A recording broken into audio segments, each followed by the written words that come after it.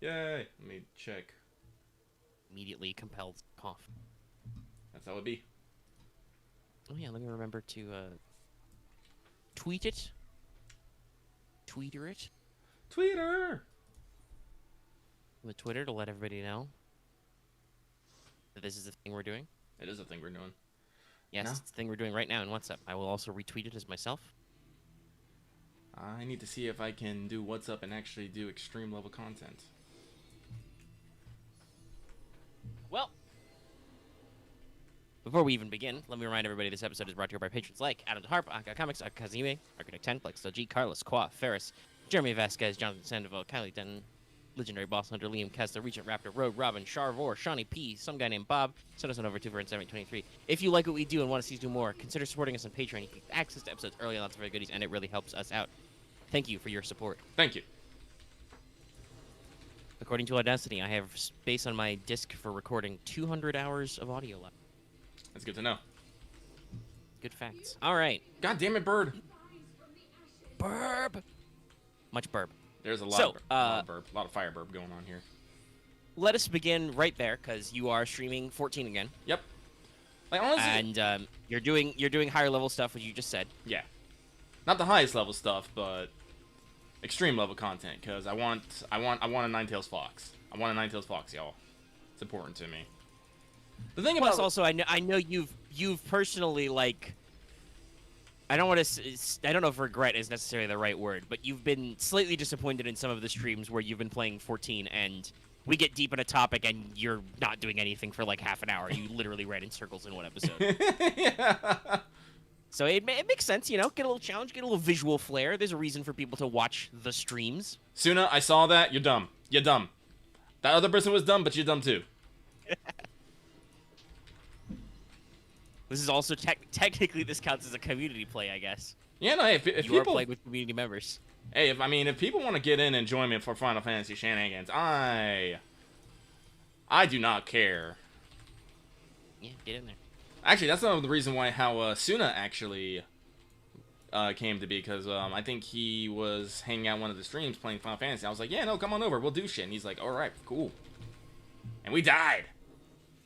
That was kind of Suna's fault, but not all of Suna's fault. Don't worry, I feel you. I feel you. Suna, how'd you live? The power of Burb. The power of Burb, yeah. Ah, late res. That makes sense. Also, remember, Suna, you're chatting, you're doing that in party chat, so everyone can see. You just go, Dancer, go. That's right.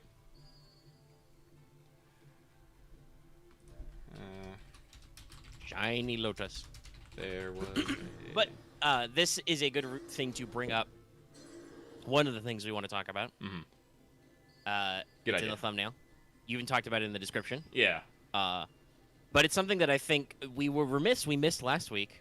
Oh, that is true. Because that was when it has actually happened. We didn't talk about it because we talked about it a lot when it came out. But Helltaker's hit 1 year. Yeah. 1 year anniversary since it came out.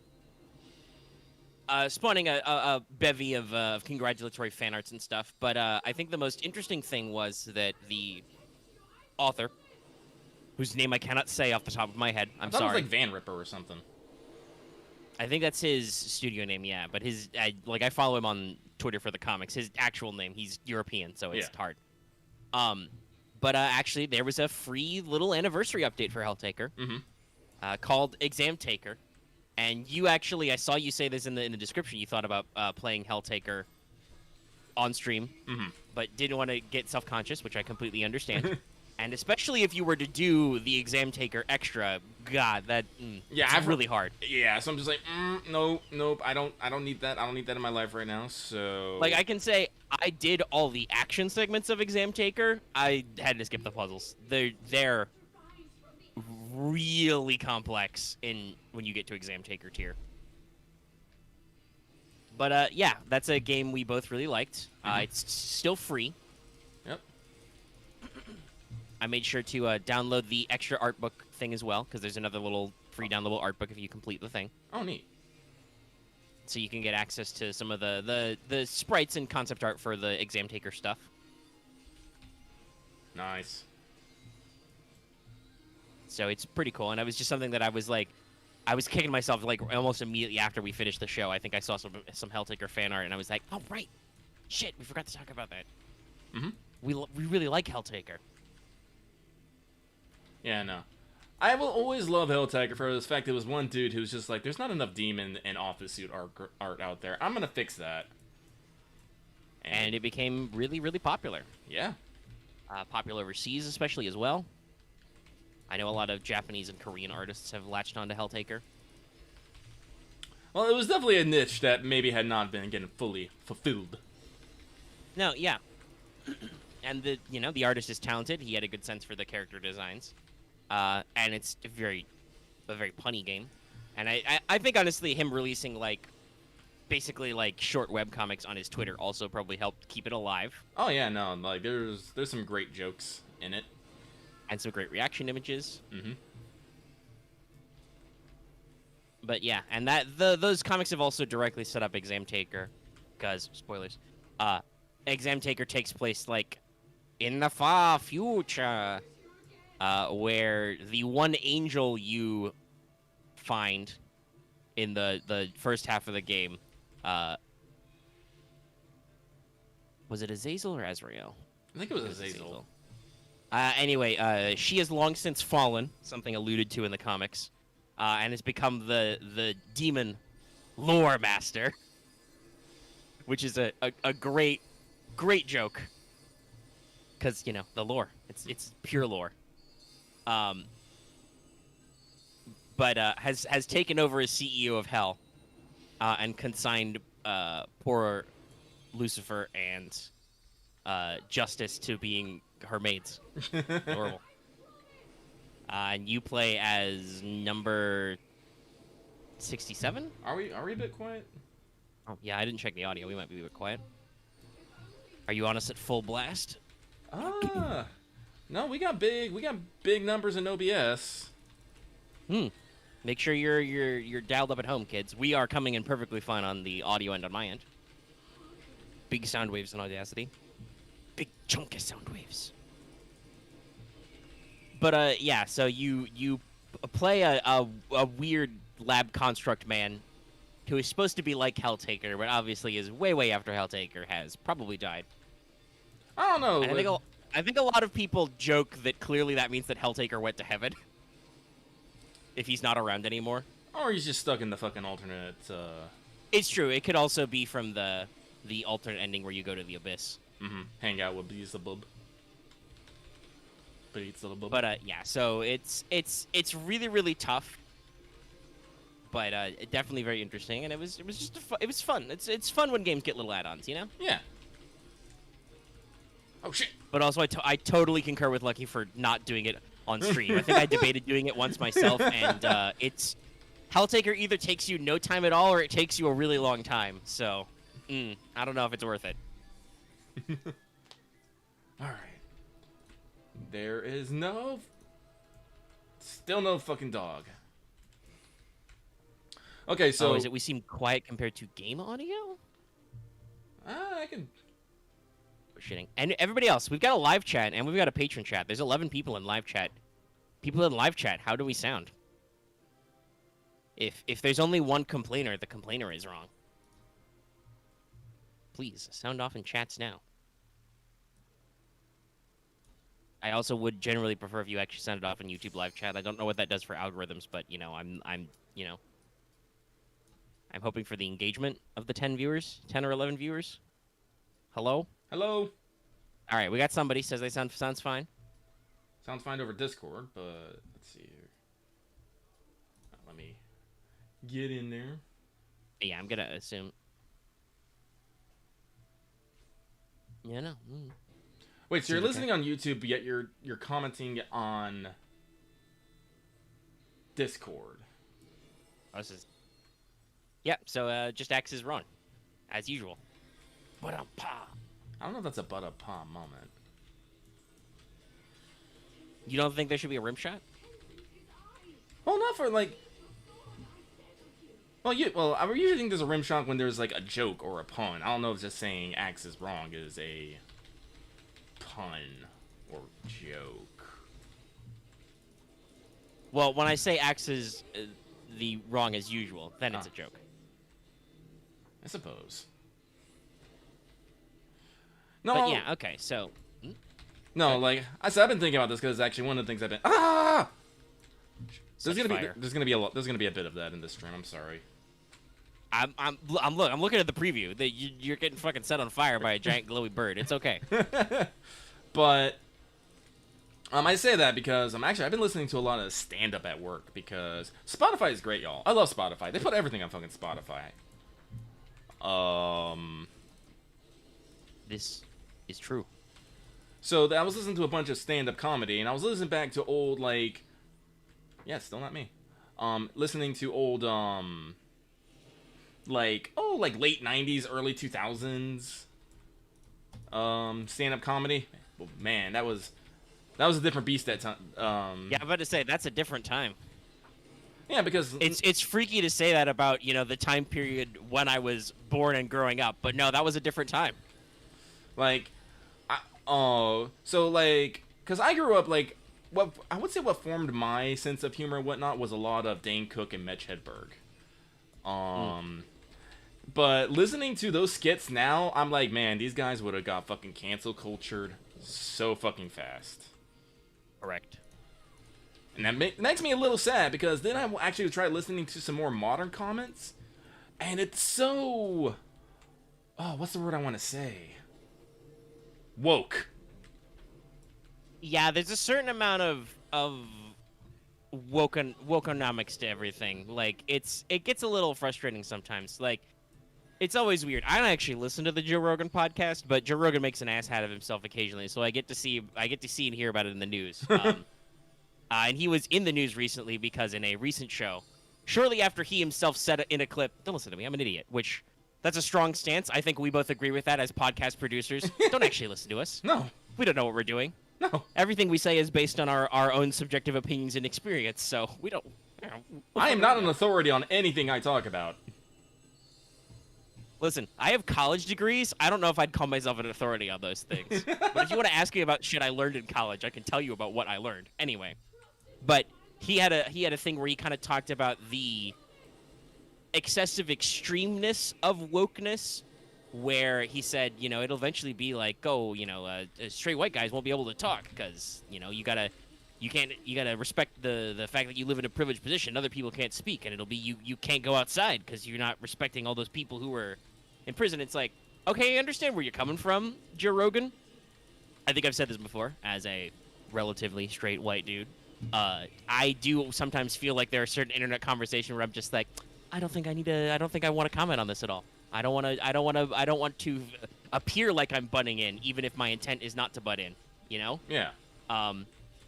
Just because I don't necessarily always feel comfortable weighing in on certain subjects, whether or not I have an opinion. Because obviously I have an opinion. Everybody's got one. But at the same time, it was like, okay, but they won't be able to go outside is like the comical extreme that people are gonna fucking clip and take out of context and act like you're not making a comedic extreme, right? Right. Like there is something to be said for like, yeah, wokeness has kind of weighed down some stuff. It's excessive wokeness has kind of cut down on our ability to be good sports about a lot of things. Yeah. Because I do think you can say, right, that some forms of... Hey, there's a fucking whistle. I rolled a 16! Neat. No, that's bad. Oh. Well, my neat was very passive, so I don't know. What's higher is better? What's the roll percentage on this? Oh, Suno got it. Okay, I'm okay with that. But no, what I was saying was that obviously, yes, some forms of any kind of tropes, obviously, but comedy especially, because you're framing it as a joke, can have negative impact on people's groups, listeners, can shape opinions. Yeah. You can feel like because you can joke about certain subjects that you can make light of them when maybe you shouldn't. Definitely not in all contexts. Yeah. But at the same time, when you lose the ability to laugh about something, which is something I've said a lot before, you give that thing a kind of power if you can't laugh about it anymore. Yeah. And you really can be too sensitive about stuff. Like, I genuinely think that at least in certain contexts, you should be able to joke about anything. But I have a very dark, gallows sense of humor that I've picked up from a lot of places.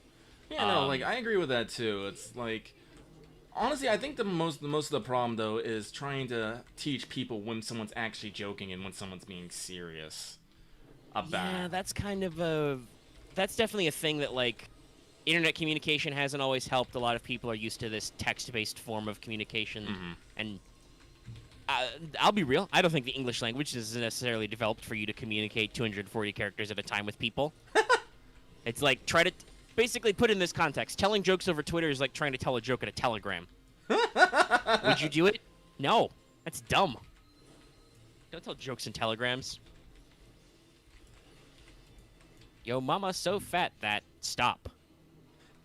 And that's just what happened. That's just stopped. Stop. That or the telegram guys looking at you funny. That's at least something we can say that may or may not be happening on Twitter. The telegram man is staring at you. But certainly I do think that just the nature of our society is not always focused on, like, determining the humor levels of people, and more it's about... There's definitely a certain aspect of woke culture or cancel culture or whatever the buzzword of the day is. Whatever you want to call these people. These people.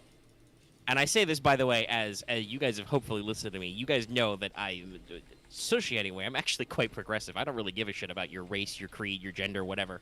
No. I'm very easygoing. No, like, I'm the same way. I'm usually... Things what gets me is when other people tell me what I need to be or not be. Yeah. The thing mostly I'm about is that, like, people should earn or lose respect on their own merits. Yeah. And the gaining or loss of your respect and your compassion for other people should not be conditional either way on, like I said, their gender, their race, their creed, their upbringing, their social class. It should be about their words and their actions and how the two correlate. It's all about that meritocracy. Yeah. So, like, I don't. This is a thing that I think is kind of bad with the way we talk about this culture. I don't care how woke you sound. How woke are your actions? And do you speak to your own wokeness, right? Like, I'll admit, I'm not always the best about my own actions, but that's okay. I'm not really like a huge role model or anything. Well, that's one of those things that always gets me, especially, you know, whenever there's, like, when a tragedy happens, people will take to Twitter in droves to, you know, scream at other Twitter people about how they should be doing something, yet they're not doing anything themselves, except, you know. It sounds like a lot of people on the internet have learned the wrong lesson about something they teach you in, like, basic crisis management.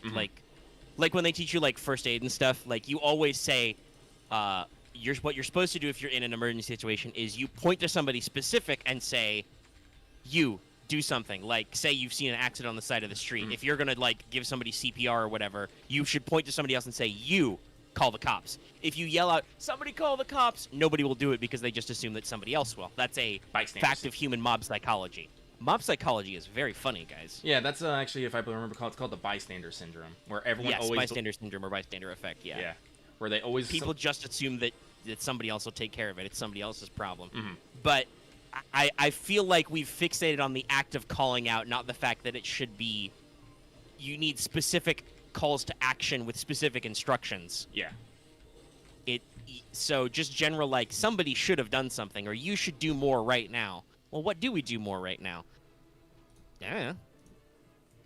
Like, and I do think that some organizations have gotten better about this as we go on. Like, I've noticed... Like, you see this with, like, the charity live stream phenomena. That's really kicked up in the past few years, where people are like, there's something going on I don't like, we need to support, I'm going to create a platform, you know, through streaming, Twitter, whatever. We're going to start drumming up donations, and to drum up donations, we're going to do something to, like, suck the audience in, right? Yeah. Which I think is actually generally very positive. That's a good quality. And if we had a bigger audience, we would probably do some charity stuff, but I don't... We already can barely milk our audience enough to pay us enough to eat, let alone feed other people. Yeah. I guess that's the other thing of people telling me to do something. Like, I think I've mentioned this to people. I won't necessarily say I'm a selfish, but I always consider myself self-centered. And fiercely independent. If I can't take care of myself, please don't ask me to take care of someone else. Yeah, I mean, so that's kind of the irony about this, right? Yeah. Like, taking care of other people is arguably a very privileged position, Yeah. which not all of us are in. Like, we can say what you want about, you know, the invisible backpacker privilege and all that, but, like, you know, why, yes, I'm very middle class and I'm very white, but also I still live in my parents' house because I can't afford to move anywhere on my own because I'm trying to make it on my own in a creative space that's jammed full of people. And thanks so much for you guys for being there and putting up with us and occasionally paying us money. Yeah. Or at the very least watching ads, even if you don't like have a YouTube membership or super chat or are a patron, right? Like Right. just the fact that you watch our monetized content and you are willing to put up with ads enough to listen to us. Yeah, because trust me, I know. I got suckered back into a Wired's technique critique series where they get experts to talk about shit on movie and TV. Mm-hmm. I really like Wired's version of this video, by the way, because usually the people they get are very good-natured. Oh, that's cool. Even when stuff is wrong, they're usually cheery about it, or they're like, "Yeah, that's wrong, but that's way more entertaining." Like I watched one with a former like New York prosecutor who was like, "Yeah, so all this emotional stuff that happens in the courtroom doesn't happen. You'd be like held in contempt or whatnot, but it makes for a way better movie, so I don't care." Like she like points out why it's wrong, and then she points out why it doesn't matter for movies and stuff because that makes a more entertaining product. Mm-hmm. And like it was very funny in one scene. I don't remember the movie, but she's like, "By the way, this is my dad, actor Stephen Lang, playing this prosecutor." And as he throws a book at a guy, the guy catches it and throws it back, and she's like, "That would never happen. You'd be all be held in contempt of court." But obviously, it's like you know that she's not sassing her own dad too hard. But yeah, so like I've been watching that series, and I'm gonna assume it's like a promotion or something, but every single Wired Technique Critique video currently has the same unskippable 15-second ad for makeup in front of it, and I'm just like, ooh, this really kills my ability to watch these, because every time there's a mid-roll and every time I go to start a new video, it's the exact same 15-second unskippable ad, and I'm just like, please, find some new sponsors, oh my fuck. Honestly, I don't mind, like 15 seconds. What kills me is when I get, like 5 to 15-minute unskippable ads. I'm all like, I wanted to watch a 6-minute video. That's the other awful thing when somebody has put their YouTube video as an ad. I'm like, this isn't an ad. This is just literally YouTube video. And I can't do anything about it. Yeah, I mean, there have actually been times when I'm like on. So I'll say this. Yes, I have ad blockers on my browsers. Everybody should. You should have blockers for ads, intrusive pop-ups, spyware, all that shit. Oh, you yeah, should be jammed to the gills when you're on your PC. Just because it's a dangerous internet out there, and while not all advertisers are scummy, there are very scummy advertisers and info gatherers out there, and you should be careful. Listen, there could be 100 ads, and 99 of them will be good, but that one bad one will completely fuck up your life. Yeah, so you do got to be careful. But on my PS5 app, where you can't get an ad blocker, and on my phone, I don't have ad blockers. So I do experience ads, and I will watch plenty of content on them. That's usually how I go to bed every night, is I lay down and I watch maybe like an hour of YouTube and stuff. I know you're supposed to avoid blue light or whatever before you go to bed, but I don't know if it actually matters. So I do sometimes see some ads in very rapid succession. If I'm in my phone just trying to casually queue something up while I'm doing some other stuff, I will absolutely just I will just close a video and start it again until they stop giving me ads, because I'm just like, YouTube, I don't even want to sit through the 6 seconds to skip this. Just get me out of here. Take me out. Just stop. I don't care if they get extra ad revenue from me trying to start the video like 4 times. I just would like the video to play cleanly without me fucking around.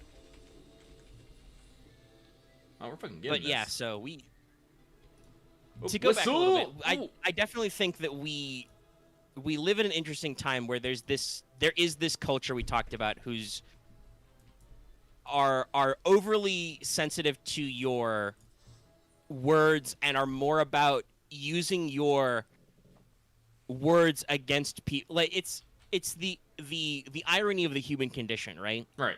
Like you'll see all this stuff on the internet about people joking about, we're gonna own the libs. Look at all this stuff, from one side, and then that's exactly what I would say. I think it's fair to say that cancel culture comes from the opposite side of the political spectrum usually. That's exactly what cancel culture is about. You just don't call it owning the conservatives. It's what it's about, though. It's about schooling them and shaming them in a public face and being like, yeah, we won, which is not always the most productive. No, I would say not. No. I get the reasoning why. We'll shill OSP again. Someday we'll do a collab. We'll shill them hard enough that Red and Blue will notice we exist. Notice this. But this week's trope talk was Cycles of Revenge. Oh. Which involved sins of the father, basically. Like putting off your revenge motivations on other characters, which inevitably creates the cycle of revenge problem. Yeah, no, I understand this, yes. Also, shout out to Red for the most damning by faint praise of The Last of Us 2 I've ever seen. That explains probably why I don't care for the concept of that game very much. She was like, thanks to The Last of Us 2 for giving me the most obvious tropey version of a trope ever with Cycle of Revenge. And I'm like, actually, yeah, that's probably why I don't like the concept of this game. It is about Cycle of Revenge, and everybody treats it like it's a fucking Oscar-worthy piece, when really it's just the fucking Cycle of Revenge cookie cutter that everything has. But this kind of talk gets out about how, like, revenge isn't an inherently moral act. No. Right? Like, it's not. And some people may think, oh, when if somebody calls it amoral, that means it's bad. No. Much like apathy, atheism, other words that start with the prefix, it's about a lack of those things. It's not necessarily a negative morality or counter morality. It's just lacking a moral state. Yeah. And you can pitch revenge narratives in such a way that they have a positive moral outcome, etc. But in general, it's not about morality. And honestly, that's what both sides of this coin we're talking about are like. Mm-hmm. Owning the libs or cancel culture, whatever. It isn't really about having a moral high ground, though some people will certainly tell you they have a moral high ground, and they might. But that doesn't. It's not a free pass, guys. Nope. But what actually we're after here is we're after dirty, bloody revenge. Like, there's some people out there. I don't necessarily agree with them. They may or may not be succeeding. How often do you see some nobody get canceled? It does happen occasionally. Mm. Like, occasionally the internet will bite on somebody who's just some rando. But usually it's famous, successful people. And just, like, I don't agree with them. I don't like their success, whatever, tearing them down, throwing them out. And it's like, I don't know. It's not very productive. No. You could be doing so much more constructive things with your life. No, like, I've seen plenty of people in, like, Black Lives Matters and movements who you can see when they talk and stuff, no, they truly believe this, and they are working towards it to make something better and whatnot. And I've seen people on police forces and whatnot, like, trying to talk about, like, how they're trying to get things changed, but, how the system's hard and whatnot. And yeah. Often enough, like, you don't never really find these people talking to each other. It's kind of weird. Like, actually, heck, over here in Seattle, we just had, we just had our, well, this was actually happened last year. This happened around when we had the chop zone. We had our police chief retire. Now, this was a black woman, our first black woman police chief, and she basically got so fed up with the situation that she quit. Because we had the whole scandal about, defund the police. Yep. And ongoing tensions with police and law enforcement figures are happening. Yes. Lucky to tangent from this slightly, but I think this is relevant. I recently saw a study that has come out that apparently businesses are now the most trusted institutions. Wow. In our society, meaning that I assume that, like, government and law enforcement officials are below them. Which is saying a lot, because generally I do actually think that most people are cynical of companies, but perhaps at least that means that you can trust them to at least do their thing. Hey, what's the best way to put it? Well, better the devil you know. Yeah, exactly. And like I said, you can always expect your enemy to act as they should, something like that. But yeah, no, it just recently came out, though, that over here in our Seattle PD, we just lost 20% of our police force. They just up and quit, or just moved to other cities. And I'm like, and a lot of the people who are, like, screaming about you deep on a place, like, find this a victory, a win. But at the same time, you know, if you look at the metrics, like the crime rate is already starting to increase little by little, which is weird because generally in the past couple decades, crime rate has actually been going down. Now, Yeah, actually, like a lot of people make claim about how horrible and lawless our society is or whatever now, and how morally bankrupt we are. No, crime generally has been going down. There are, I think, flaws in the criminal justice system that need to be addressed. Oh, definitely. You know, speaking of my degree and stuff, like, hey, I've seen the hard stats. They teach us it in textbooks. Gee, people from minorities are inordinately put in jail for extended periods of time. We should probably do something about that because that's incorrect. Yes. That said, also don't overread into statistics. Hey, guess what? There are a shitload more dudes in prison than women. Yeah. I'm not necessarily going to interpret those stats any given way because I don't know if those stats have an interpretation. That's just the facts. Yeah. You could argue that means that women criminals make it easier to get off in front of a jury, or maybe women commit less crimes. Who knows? Stats are complex. You have to read them correctly. But no, there's an inordinate amount of incarceration for certain groups of people in our country that I think should be different. There's also a lot of long-term incarceration for drugs, as Lucky says, that I actually think strongly are factually incorrect. I blame the 90s for that. This is something that Philip DeFranco, a guy that I follow a lot for news, great channel, solid guy. Speaking of people who've changed a lot, by the way, like a lot of his early videos are super cringy, but he's, I think, fairly respectable in most aspects. But he talked about this when he started his show like 10, 15 years ago, and he talked about being pro legalization. Like, he would get a lot of hate in comments. He would get, you know, dislikes and shit. Now I think that in general, unless you're very hardcore conservative, most people are okay with decriminalization. Oh yeah. Like most people have come around to legalization. Freaky. Man, I'm getting a lot of these scarlet tail feathers. Do they do anything? They let me make cool stuff, or I can sell them for fat stacks. And we need fat stacks. In game, me and like the 3 people who fucking play with me, even though we have like 10 people in this free company, we're working on saving enough money so we can buy ourselves a huge house. The hugest. Well, I don't know if Dallas is currently in your free company, but I know he's been talking about he's going to have some money to start playing Final Fantasy XIV again. Yeah, he is. I snatched him up. He said he was going to play. It's like, get in my free company. But it's just it's one of those things. Like, this is one of the things I try to stress people when they are looking at a situation. It's, things are never exactly as they appear. I know you can, a lot of what one can say, you can pull out the philosophy razors of Occam razor, which basically means the simplest reason is usually the correct one. But sometimes you have to realize that there's often 2 sides to a story, or there might be a series of events which have led to this situation. Everything has a context, right? Yeah. Like, I do think that there are some situations, like we've fallen into a trap before in our society of both sides have a point. No, sometimes both sides don't have a point. But at the very least, you should understand, or rather, their point may not have any value. Yeah. Like if you're a literal hat-wearing, goose-stepping Nazi, I don't think your opinion does have that much of a merit. I don't think we need to weigh how you feel about things into this matter. No. But we may want to ask, why do you feel the way you feel? How did it come to this for you? Yeah. And we need to understand the context of why people have these beliefs, because if you don't address context, nothing changes. And if you don't address what happens with people having these opinions, people will continue to form these opinions because something caused them to be this way. This is something that I learned a lot in criminal justice. Oh yeah. People don't historically there were a lot of theories like criminal atavism and stuff and stuff like that. Like, oh, criminals are just born bad, or perhaps they're like archaic throwbacks of evolution. No, that's all defunct.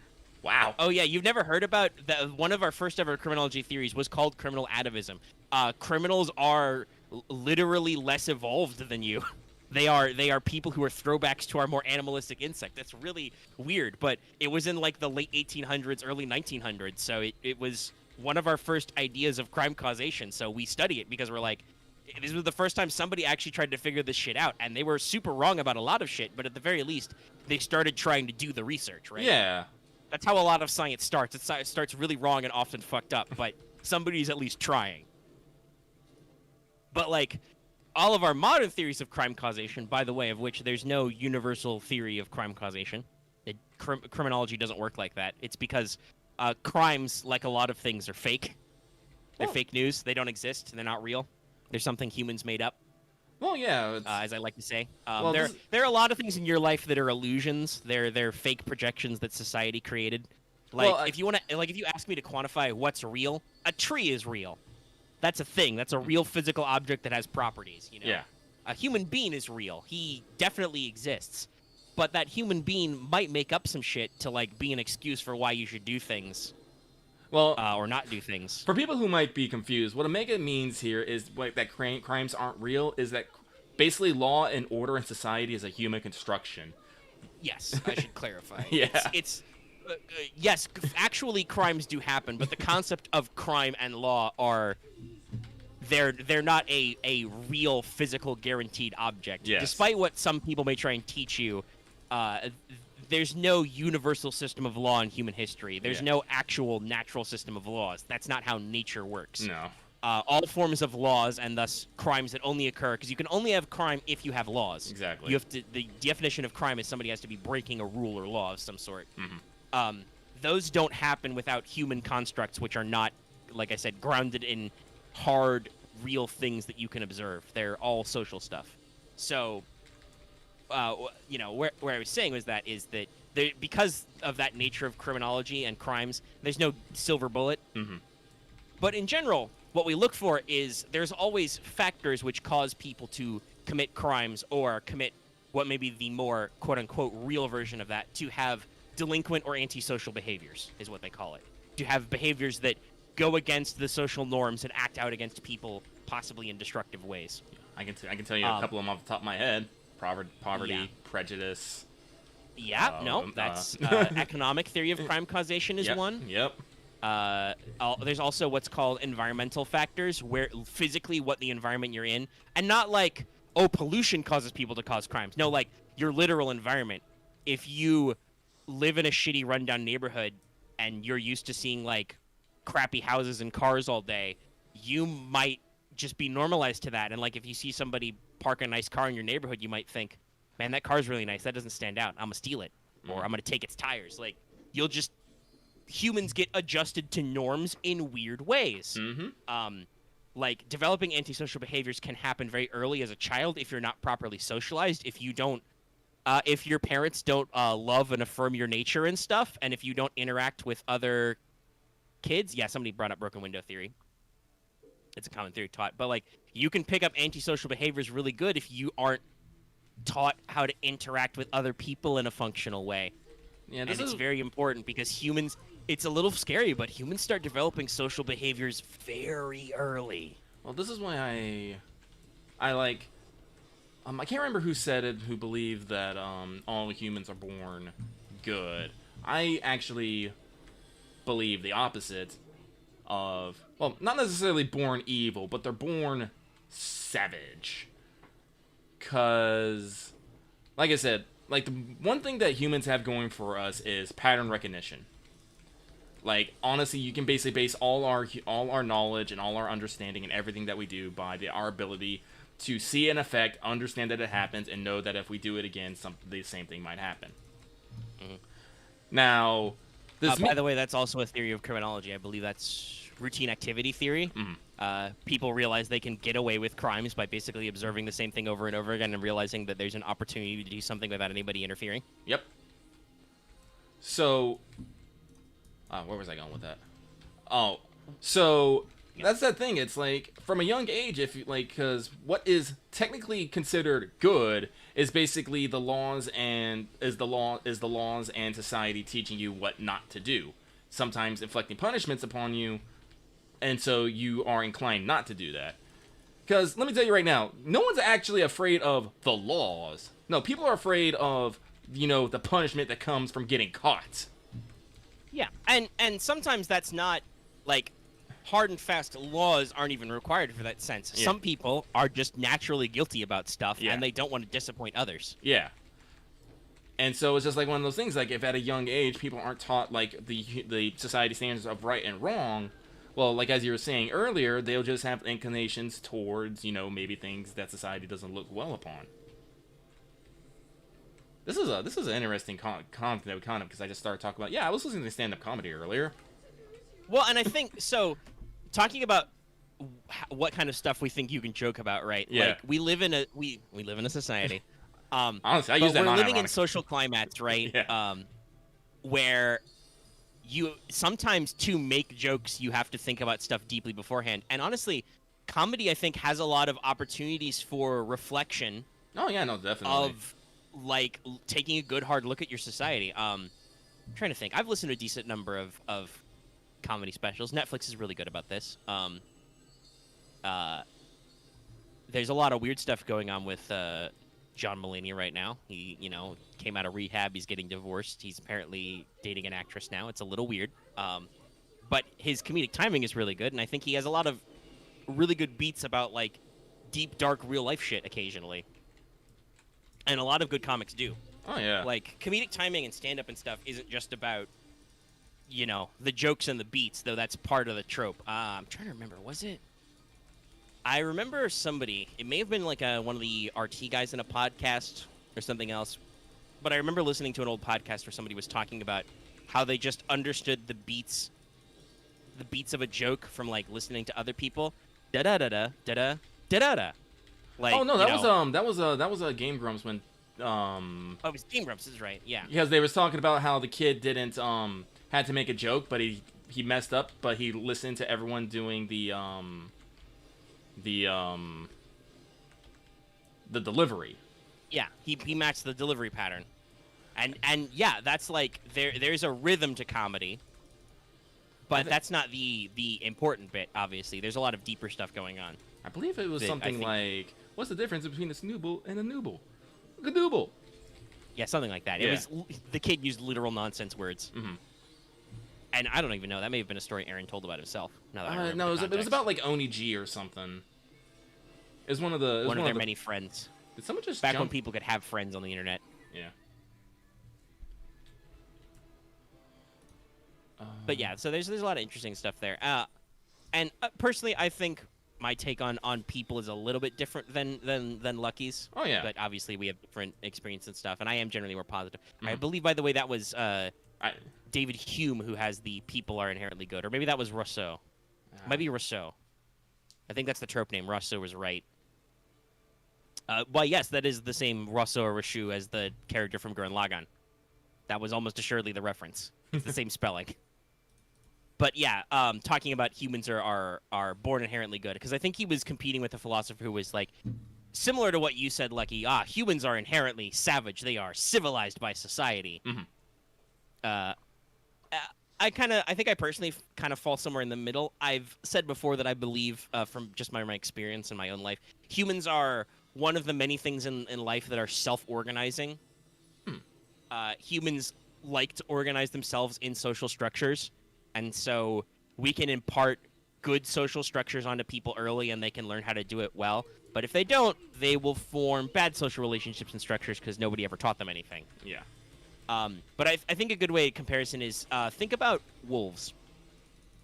Some of you on the internet may still believe some fake bullshit about wolves. Oh, the alpha and alphas and betas and all that stuff. All that's fake news. It's all fake. It is. It literally is. We've discovered recently that that's not true at all, because we've started observing wolves in the wild. Wolf packs are actually usually small or even extended family units. Yeah. It's usually mommy and daddy wolf and maybe one or two generations of their kids, and then eventually when they reach their own adults, they'll go off and seek their own mates, and they'll make their own packs.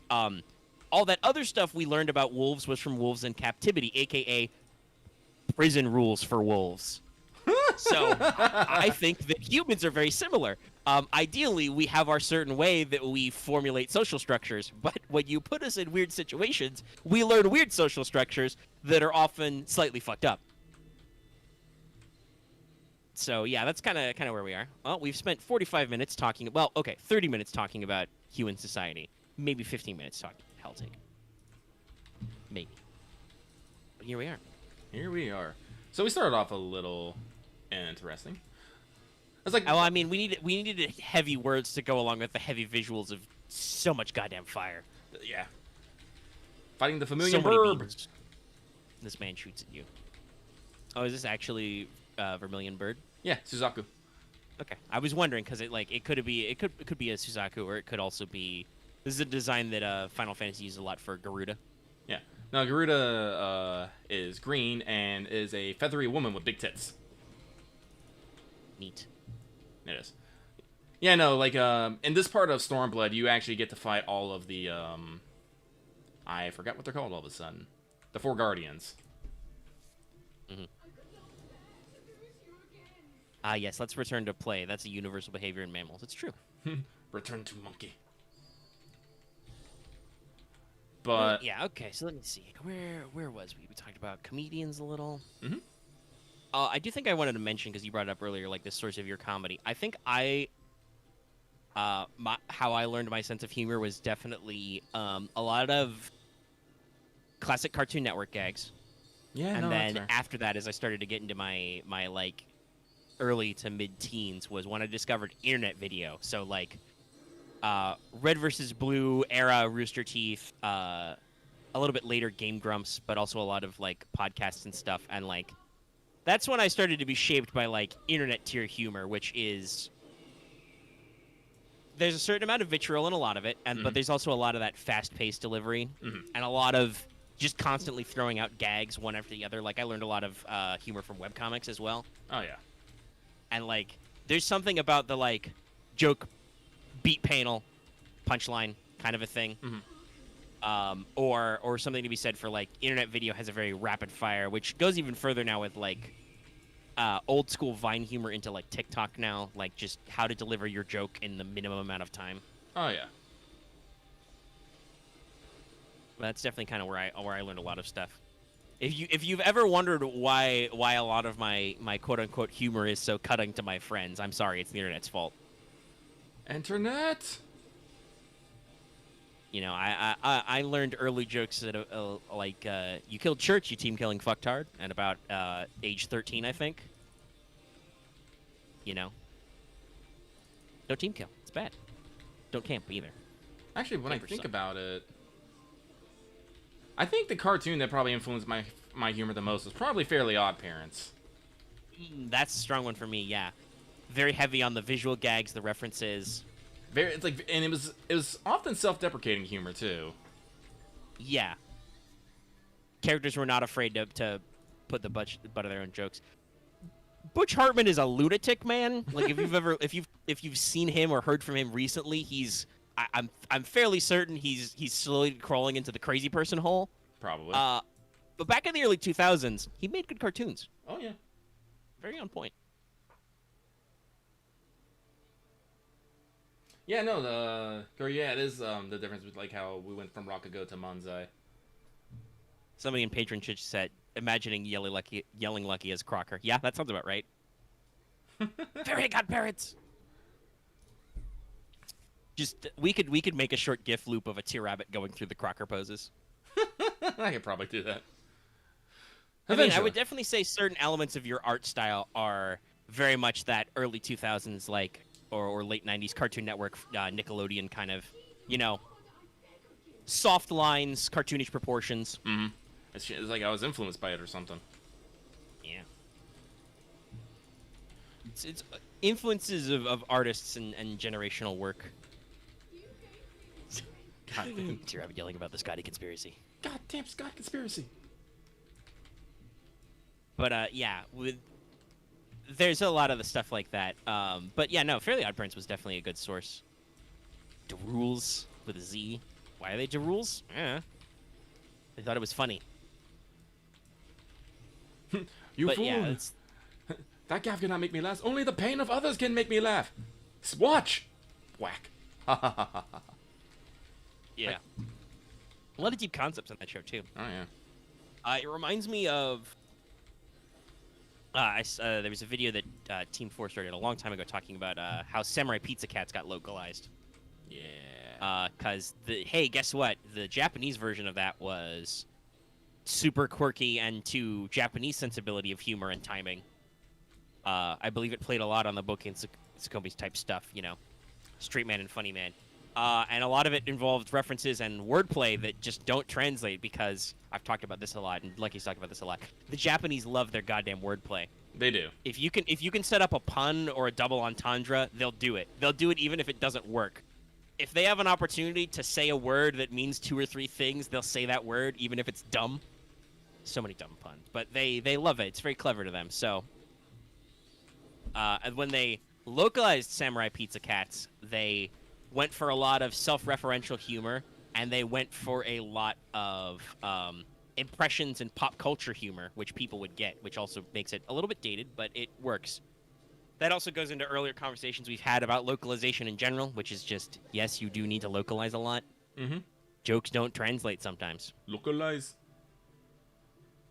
Also, just in general, you should localize more, because only releasing things in a medium that not all of us can understand is annoying. You couldn't see it, but I stared hard into the invisible camera of Type Moon and bored into their soul. Translate more light novels, please. I will buy them. You guys know how much I like to buy books? I've bought more books than I've read recently. I have so many unread books sitting in my nightstand still. I'll feel like reading sometime. No, I'm definitely in that mood right now, because recently I bought the Nier Automata books, Long Story Short and Short Story Long. And they're just sitting there. Well, I'm also kind of don't want to read them because I don't want my soul crushed. Yeah, they're just sitting there menacingly. Mm-hmm. Yeah, I've been doing a lot of game playing, which I'm sure we'll move to, because I put in one of the things I put in the thumbnail.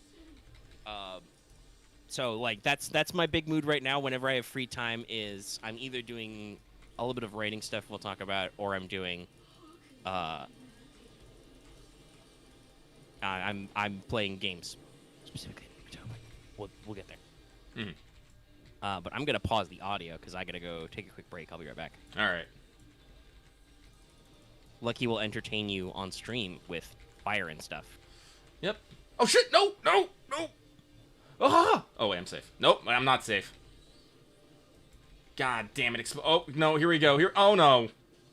Oh no! Am I okay? I'm okay now. I'm okay. I'm okay. That was dumb of me. That was dumb, Lucky. Normally I'd be yelling a lot more, but I don't want to necessarily yell over Omega when we're having thoughts and feelings. Yeah, no, actually, like, speaking of comedy, like, one of the things that I realize is a lot of the way I say things, like, when I stretch out my words and whatnot, that's actually a habit I picked up from Dane Cook. Because that's something that, that he would do. He'd be like, oh no! Oh no!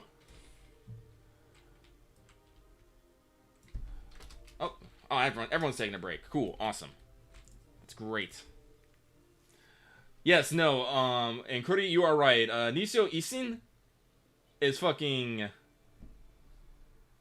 They're a mad lad. They're a fucking mad lad.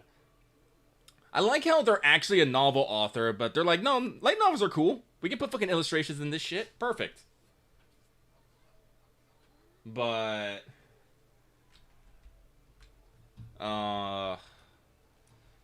I'm gonna go take a bio break real quick myself. So watch my girl eat an apple cutely. I'll be right back.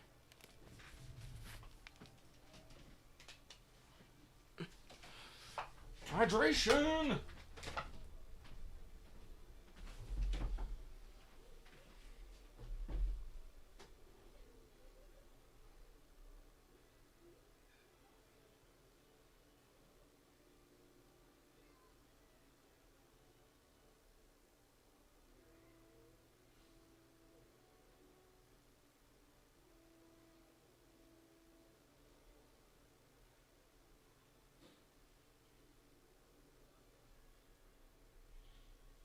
Okay, I'm back. Did Lucky also step away for a second? Sounds about right.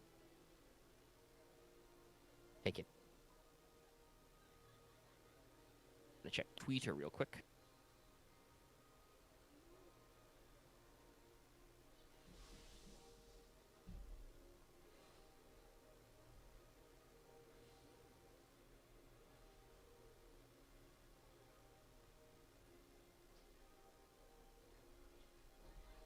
Rip.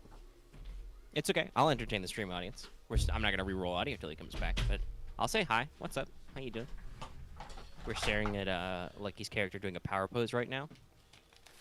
Okay, I'm back. All right, Lucky's back. And I'm gonna resume audio roll. Don't worry, I took up the vamp slack while you were gone there. Yeah. But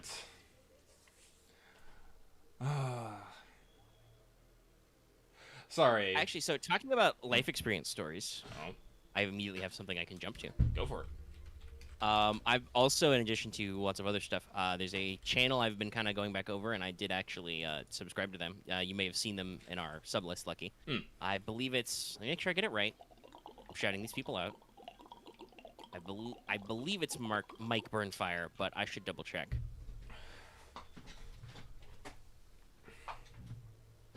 12M. Yes, Mike Burnfire, all lowercase.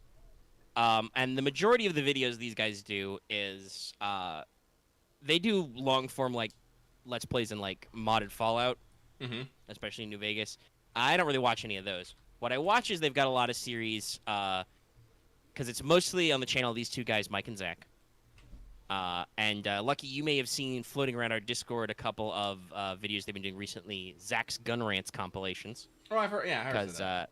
Yeah, that guy Zach, he was in the U.S. Army for a while, and in that position, he served as a specialist as an armorer and a gunsmith. Technically, he was a small arms repairman, but to other people at home, he worked with guns and machines and stuff. So he recognizes a lot of gun models because he's a gun nerd, and he knows a thing or two about repairing them. So he makes commentary about the many, many bizarre guns that are not only natural to Fallout, but also have been modded in by a lot of people, because there were a couple of intermediate Fallout games between like the first two and then when Bethesda took over the reins, where they started using real guns, both as models and explicitly by brand name. I think New Vegas mostly avoids brand names, but still uses a lot of real guns as influences, obviously.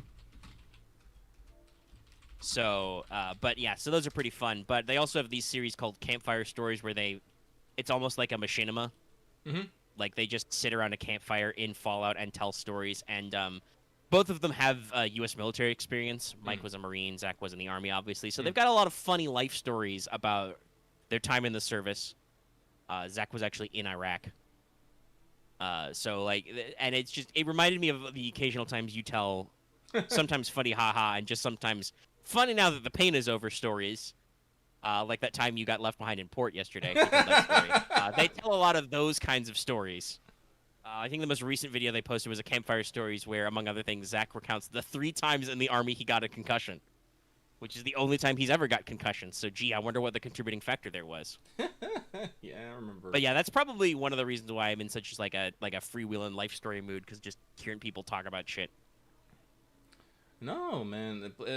A lot of there's things about life. People very, very rarely have boring lives. It's just usually in the context of what they've experienced. People don't usually think that what they've done is exciting. Yeah, I'm trying to I've been through like creative writing exercises where they're like, "Oh, write about an exciting moment you had," and I'm like, "Ooh, I don't really know if I've had any like exciting moments or brief experiences in my life. Like, I'm sure I've definitely done some exciting and interesting things, but I don't know if they would fit into a writing exercise." Like, I think I've told this before. Like, for instance, I have relatives in England. I've been to England a couple of times, not recently, obviously, but on one of those trips, we spent a lot of time in the British Museum. So I've been to the British Museum in London, seen a lot of displays there. I don't remember if I broke the rule and touched the Rosetta Stone or if I just looked at it. I definitely have stood on Hadrian's Wall because they don't put the sign that says "Don't stand on the wall" right by the parking lot. They put it several feet or meters down the way. So there's a picture of me somewhere standing on Hadrian's Wall, which you're allegedly not supposed to do, but I blame them. They didn't tell me I couldn't do it soon enough. Remember we were talking about laws and stuff? Yeah. Like, if there was a sign that said not to do it, I probably wouldn't have had photographic evidence of it done, but yeah. It's a wall. It's some rocks. You can replace them. But yeah, like, some of those things are neat or cool, but like, most of my like more death-defying experiences are mostly, I've happened to live in places, Florida, lived in Guam for a couple of years when I was super young, where, horrifying nature events happen. Hurricanes, earthquakes, etc.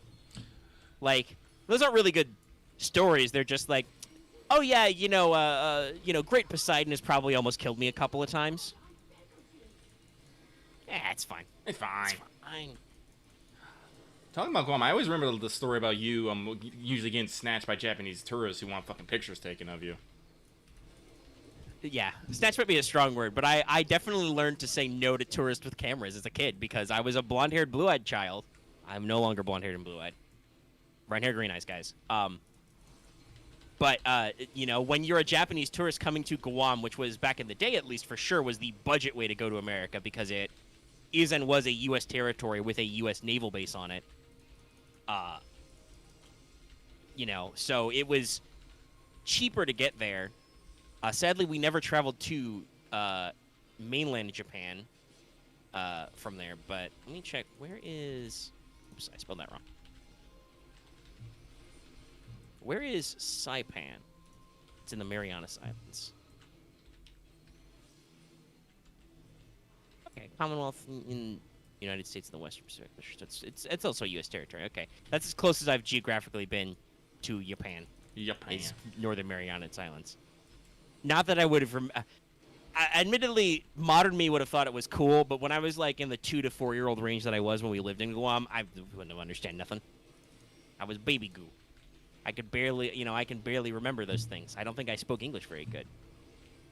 But yeah, no, I was a popular subject. There are probably a lot of coffee table books in Japan with my picture because, I was a blonde-haired, blue-eyed child you could find in the wild of Guam.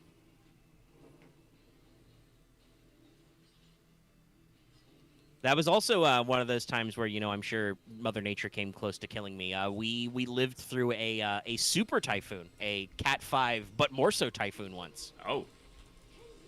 Which broke a lot of windows and super flooded our house, even though a lot of the houses in Guam are literal concrete boxes. They learn a lot of South Florida architecture is very similar in design.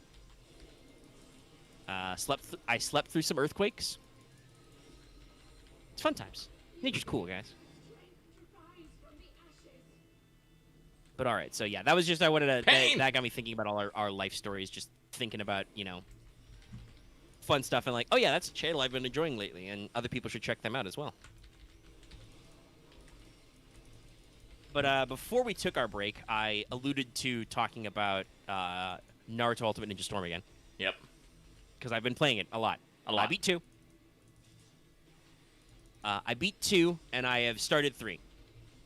And also in particular about Storm, obviously I have, I'll throw in my own opinions of the game so far in there, but obviously as I've been playing Storm, some things have been percolating. I believe that the games have gone on sale recently as well, like on PSN, so you can get them all pretty cheap. You can get everything in the bundle, which I know some people have been doing. And a recurring note of conversation is a lot of people have been saying something which we've joked about. I don't know if we've ever actually said seriously. I think, Lucky, you have said that Storm 4 was the best way to experience the ending over the anime. Yeah. But you also said you read the manga, so... Yes. So some people have been saying, oh, the Ultimate Ninja Storm games are the best way to experience Naruto, and I'm not actually so sure about that. Well, hearing you talk about... I think what's happening when people are saying that is they're remembering 3, and especially 4, right? Right. The later games in the series. Obviously, they're newer, people remember them more. And after a couple of games, CC2 really perfected their craft. Like I said, I've just started 3. 3 is very goo. And I know 4 is very good from watching people play it as well. Mm-hmm. So, yes, obviously, it's good. I don't actually know if it's truly the best way to experience Naruto. Well, if you're, honestly, if it hits all the major story beats, it's probably a good way to get the chunk of the story and maybe the beats, but probably not as much as the of the subtler touches to it. Yes, and that is definitely a thing I've noticed when playing 2 is because 2 is a 3D arena fighter and it's arguably quite fast paced. You get through a fuck ton of Shippuden. Storm 2 starts at Naruto returns from the time skip. It starts at the time skip ends. Mm-hmm. It goes all the way to Pain. And the second destruction of Konoha. It's far. It's very far. There's a lot of shit packed in there. In a relatively quick play. I beat it in about a week, I think. There wasn't a lot of filler. There was some filler, though. hey, guess what? Because it's a game about fighting, whenever Naruto would normally insert, like exposition or world building, what happens instead is just you fight guys. You fight guys for no reason. Naruto, you need to develop a new form of your jutsu. We're not going to teach you about that or explain it anyway. Just fight Kakashi a couple of times. Spar. Do it. Go. All right, cool. Keep in mind that these fights at no point let you actually use your new technique or teach you anything about doing it. They're just an excuse to fill the time so that Naruto's doing something and doesn't inexplicably show up with a new ultimate move when you actually fight Kakuzu at the end of the chapter. Like, on the one hand, yes, it's very much better paced than the Shippuden anime. I've watched a couple episodes to, like, satisfy myself, and I've looked at the episode list to, like, remind me how it go. Boy, the Shippuden anime really is out here being like, this arc will last exactly 2 cores, 24 episodes. No more, no less. And that means that there are some there are some nothing burger episodes out there. There are some absolute useless episodes in those seasons that don't need to be there. I think I was looking at the episode list, and there was like one entire episode devoted to that time that Team Guy had to fight their clones, interrupting the middle of Sasori versus Chiyo and Sark. And I'm just like, that episode didn't need to exist, guys. It really didn't. You didn't need to make that 22 minutes. It did not need to happen. It's a lot faster in Storm 2. You actually do 2v2. You only do 2 fights, and they're 2v2, so it gets resolved a lot quicker. No stalling. But yeah, so like you miss out on subtle character touches, and you miss out on a lot of explanation for stuff. Like, I think if you were to truly play the Storm games as your first time ever experiencing Naruto, you may or may not actually have some questions about how we got here and how things play out. Mm-hmm. Why can Naruto suddenly use Sage Mode? What even is that? I don't know. The game doesn't explain it. They explain briefly about natural energy, and then you fight some nonsense battles against rando clones that we have in our roster for no reason, and then you're out. Bye. Like Storm 2 doesn't have minigames. Storm 1 has minigames. It's a very limited number, but at least it has minigames, right? So it can be like, okay, well, you'll develop your chakra control by climbing up the tree, or you'll do a chase through the forest or a race or something, right? They do switch it up a little. I'm still a little weirded out by the fact that, especially after they do have some filler stuff, why they didn't bother to cover Zabuza in the original Storm. That's weird. I don't even know. Is Zabuza in the roster? I think Wait, what is this dude doing? Oh, you got a bad guy? You got a guy who's not doing his job? He's doing something weird. What's he doing? But yeah, so like I've seen some people express that opinion, and I want to say this. I don't want to say that I'm against people playing the Ultimate Storm games. I'm a big fan. They're very good. They're good games, first of all. They are solid games. Is it actually the best way to experience Naruto? I don't know about that. I think it's the best casual way to explore it. Like, if you've already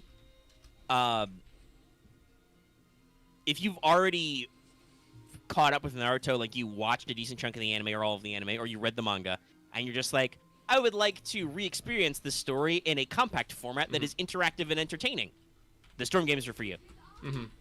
If you're like, it's been 20 years, I was a baby when Naruto came out, I've never experienced this series, which is also entirely possible. That's a little freaky to think about, but the manga is that old. Yeah.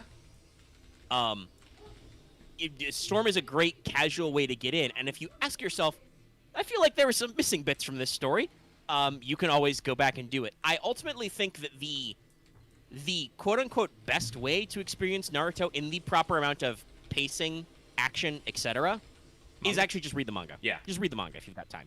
Like, that's the most original form of the story you can get. It's got all the relatively appropriate pacing that the author intended. It still has it has all the character beats, it has all the world-building beats, it has most of the action beats, you know. It's still, they're non-moving panels, but they're still good. And then if you read all the manga and you're like, I wouldn't mind seeing some of that in motion, you know, I wouldn't mind hearing that delivery, because there's some decent voice acting in Naruto. Some real feelings. There's some good, I've said this before, we said this last week, there's some great sound design and music design in Naruto. Yeah, we talked about that. Something which, well, I don't think the OSTs for the Storm games is bad, it's not the anime OST, so it's it's not the same experience. Ooh, excuse me. So, like, if you read all the manga and you're like, I want this but more, you should play the Storm games or watch the anime. Watch the curated anime, just skip all the filler shit. Be willing to skip seasons of Shippuden, because that's, like I said, it's formatted in a very very clockwork regimented segment, which makes sense, obviously, right? They're producing a weekly shonen anime. They're trying to avoid catching up to a manga that's not finished. Yeah. They literally took 2 years off to let the manga in Shippuden extend, and it still didn't give them enough time. Once they started doing Shippuden arcs, they started threatening to catch up. So they had to do more filler seasons. So, and obviously some people have said, oh, the Shippuden anime doesn't always look that good. Well, a lot of animes don't always look that good. When you're doing weekly anime, you run out of time and money. Or you know that you will need to look really good later so you conserve your efforts so that you can have your animators go apeshit on, like, 2 or 3 episodes a season. Yeah. And we talked about this a lot last week when talking about just how, in general, the actual Naruto series looked when I watched it. Yeah. But yeah, like, that said, I do really enjoy Storm. It's just like I said, I think a lot of people have positive memories from the last couple. Like, the first Storm I said is a very meh game. It's all right. The world map concept is cool, but the fact that you have to, their form of filler, like, to buy time in the experience is by making you complete non-story missions, some of which are not well designed. Like, this is something that they get a lot better at in 2 on, is they redesign the combo system so that getting longer combos, if that's required, is actually easier. They really streamline the gameplay. So 1's okay. In 2, though, they have their own flaws. Like I said, they drop minigames at all, so your only form of gameplay interaction is walking around and clicking on things, you know, pressing circle button, or fighting people. So that means that they make you have a lot of unnecessary fights to just explain why the story beats move on. It is, though, when they started QTEs and the hidden factors, the secret factors and stuff. So that's when you start getting the things that people remember Ultimate Ninja Storm for. Mm-hmm. And it's the good shit too. Like they do the flashbacks to the moments, they do the extra actions, they do all the crazy animations. Mm-hmm. You know, I do think that's really good. They have an interesting world map, but unfortunately, they have this huge ass world map, and I think this still the original of these games came out on the PS3, so God hadn't invented fast travel. So man, like, it's really cool and all that you can walk from Konoha, from Hidden Leaf to Hidden Sand, but you have to fucking walk from Hidden Leaf to Hidden Sand if you want to go there. There's no fast travel. And I'm like, oh, you're killing me, Smalls. Now, obviously, there's a reason why you can do this. You can gather materials to, like, craft shit. You know, buy new bentos, buy new ninja tools and shit. That's cool. Gives you a sense of progression, because the fights do actually ramp up a bit in difficulty as you go on, as they should. Mm-hmm. But like, it's still, there were like parts where I was like, God, I really need to go exactly to like Hidden Sand to find some fucking salt so I can make new bentos, but I have to fucking walk there. I don't know if Storm 3 has improved that. I do think that their world map seems a little tighter. They're moving around a lot faster without needing me to physically walk places, so we'll see. Storm 3, though, definitely is, like, picking up on the graphics more, adding more back of keeping the QTE stuff, adding in some new different battle types. You know, I've already done the prologue, and in the prologue you have, like, 2 fights. You fight the Masked Man as Yondaime as Minato. And then also, as the 3rd Hokage, you fight the giant Ninetales in the village, jumping from rooftop to rooftop and, like, throwing fireballs and using your giant stick to boop his snoot and stuff. Like, they start to build the spectacle that you know Ultimate Ninja Storm games for. So that seems pretty cool. There is one thing that's slightly gives me the agita. There are choices in the story of 3. You get to pick whether you're a hero or a legend. Yeah, somebody said it, and I'm like, I don't know if that works in a game that's modeled on a strictly linear storyline, but we'll go with it. Hopefully I don't miss anything. I'll just do the things that seem cool. And I guess depending on if the game takes forever or not, because it has the prologue, because technically what happens when Naruto fights Pain is he's supposed to activate the 8th tail, and then Yondaime appears and tells him the story, the real story of the thing with the 9 tails and the stuff. But the end of Storm 2 skips that, because there's no reason for that. They just put a cutscene in the middle of the Pain fight, which is the chapter-ending boss, and then you punch him. Punch! And then you have a really, really long talk with Nagato Pain, like you do actually, and Naruto activates his Ninja Jesus powers, and Pain brings everybody back to life at the end. Which, by the way, I don't think is actually an ass pull. It's supposed to show you how freakishly strong this man is. I also always personally interpreted the fact that Rene Rebirth and stuff was like it was showing you that if Pain wasn't being such a douche nozzle, he could actually do a lot of good in the world, but because he's being an asshole, he's not. This is the thing I talked about with, like, character death. I think I've really flip-flopped on that. Like, you shouldn't go so far as Dragon Ball to be like, literally anybody can come back. We'll never let a character stay dead. But, like, you should not unnecessarily kill characters just because to keep the stakes real. Like, you can keep the stakes real and still have characters not die when you want to tell more story with them. Like, honestly, like, I think the best way I think it is, a character death should have meaning in some way or form. Mm-hmm. And, like, if you think about the characters who, quote-unquote, died, some of them died on-screen, some of them died off-screen, in the Pain attack, like a lot of people are like, man, Kakashi died, then he came back free. I'm like, no, why would you do that? Don't go Kakashi. You've already killed, you've just killed Jiraiya, which is a death that's meaningful and sticks, right? Yes. And it's a classic mentor trope. There's also a trope deck on this, by the way, you can check out, and should. Mentors is an interesting character design space. And it's true, usually mentors die because it's a good way to get them out of the story because they're supposed to be stronger than the heroes, but once they've imparted all their knowledge onto the heroes, they serve no narrative purpose, so usually the author needs to, quote-unquote, get rid of them. And using that as a driving force between conflict and stuff is helpful to move the story along. But jobbing out Kakashi just because he's a mentor figure again, and that's serious to, like, show how strong this guy is, that doesn't actually do anything. And also, Tsunade didn't actually die. She was just put near death because she used up all her chakra goo. That was just a plot hook. That wasn't about actually her dying. That's about her being incapacitated so Danzo can be like, I'm going to be the 6th Hokage. This will never go wrong. Oh no, I've done so much wrong. It's come back to bite me. God, Danzo's such a fuckboy. Such a fuckboy. That's where Storm 3 starts, by the way. Storm 3 starts with the 5 Kage Summit, so it's the prologue, which is the backstory stuff with Ninetales, super action-packed, whatever. Then we cut to rebuilding the leaf. Naruto is going to get some ramen, and then Kiba shows up, and he's like, holy shit, plot dump. Danzo's the 6th Hokage candidate. He's declared Sasuke a rogue. He's going to kill him. And then it's like, damn. So, yeah, but, like, there's definitely, I think, some faster pacing to the things, and it's good. I like the games. It's just, I've started to notice a lot of people, not necessarily puppeting, but a lot of people putting forward this opinion that it's the quote-unquote best way to experience Naruto, and I'm like, I don't know about that. As a guy who's been playing these games a lot, I don't know about that, Tim. Well, but they're goo, and like I said, they're on sale. You should check them out if you like Naruto. It will take you less time than rewatching Naruto. That's something I still feel like I want to do one day. But honestly, I'm probably more likely to do it for Bleach. I don't know why. Ooh, yeah, that's another one. Well, Bleach is shorter because first of all, because the anime got canceled, and then the final arc was rushed for the manga. So, that's a different thing we can quibble on. But also, Bleach had a couple of big filler seasons. Usually they were done with Tite Kubo's influence. Like the Rogue Zanpakuto arc that was the very late game filler arc was all done with his input on, like, the character designs and stuff. In case you couldn't tell from how many big titty sword women there are. Yeah.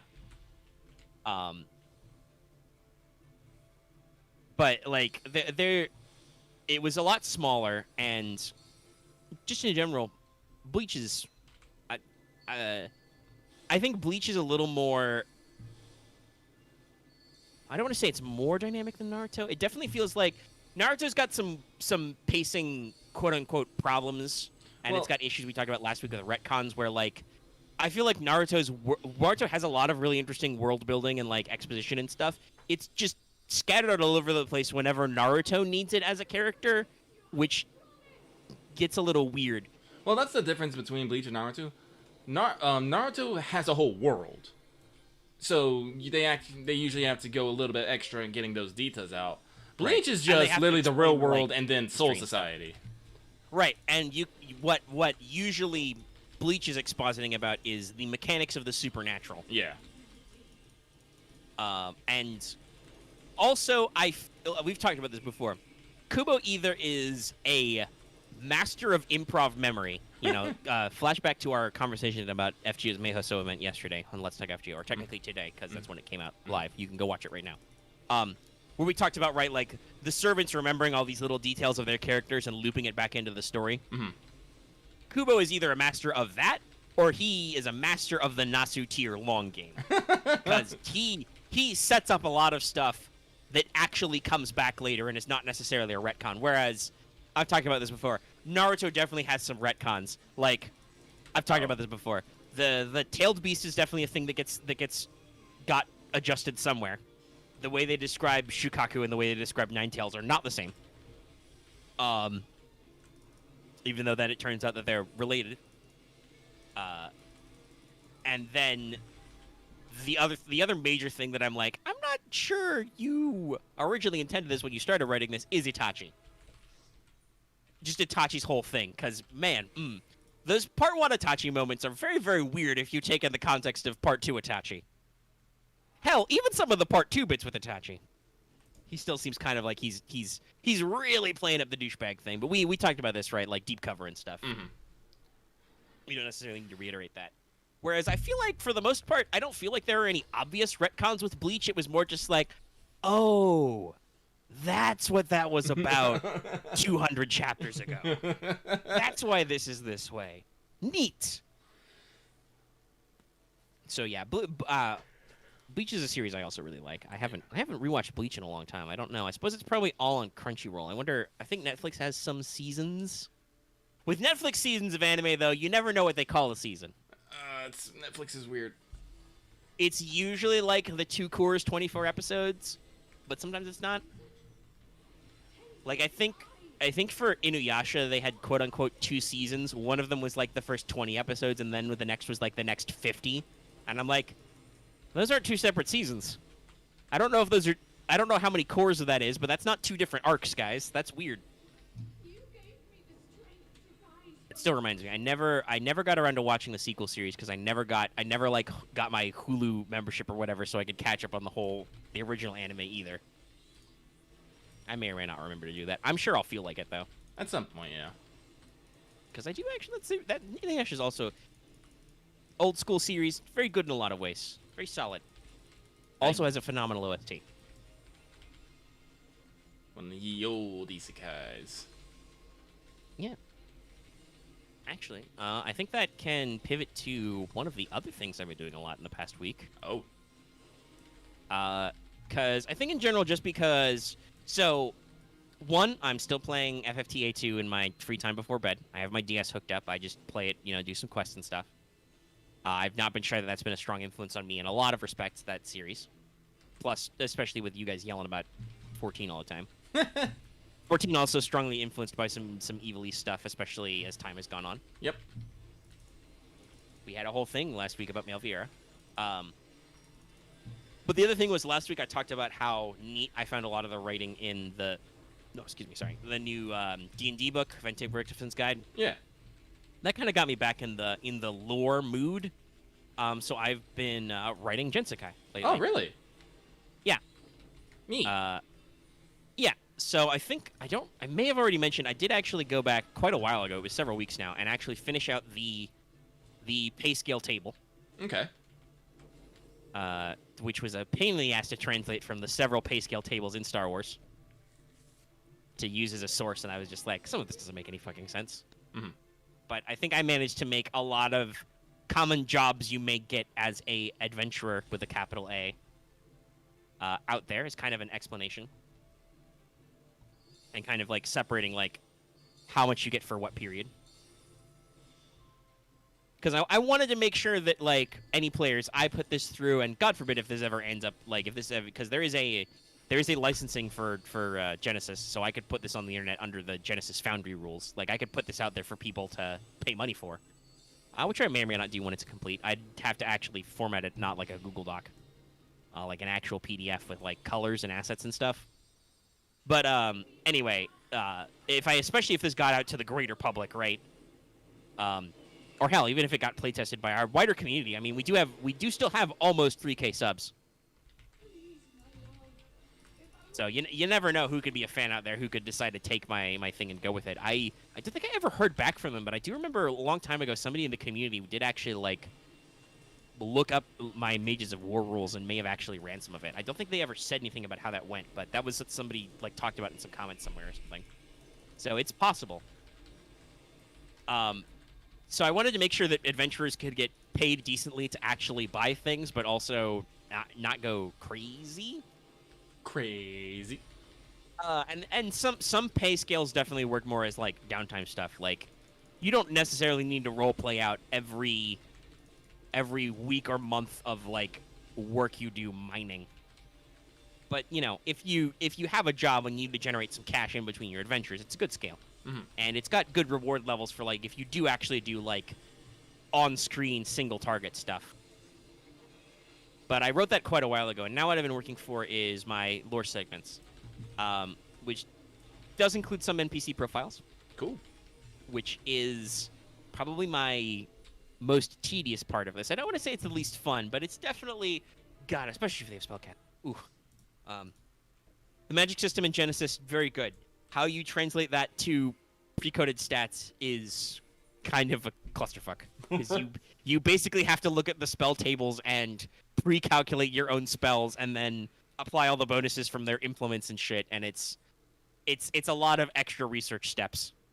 It's honestly exactly like giving NPCs force powers. Because you gotta, okay, how many fucking upgrades do they have? What do they do? What do they roll?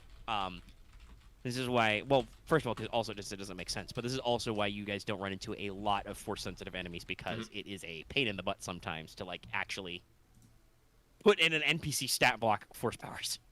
Yeah. But so the first section I've been working slowly through is called Free Races and Noteworthy Allies, and this is basically the general, excuse me, take a sip of my water. Mm-hmm.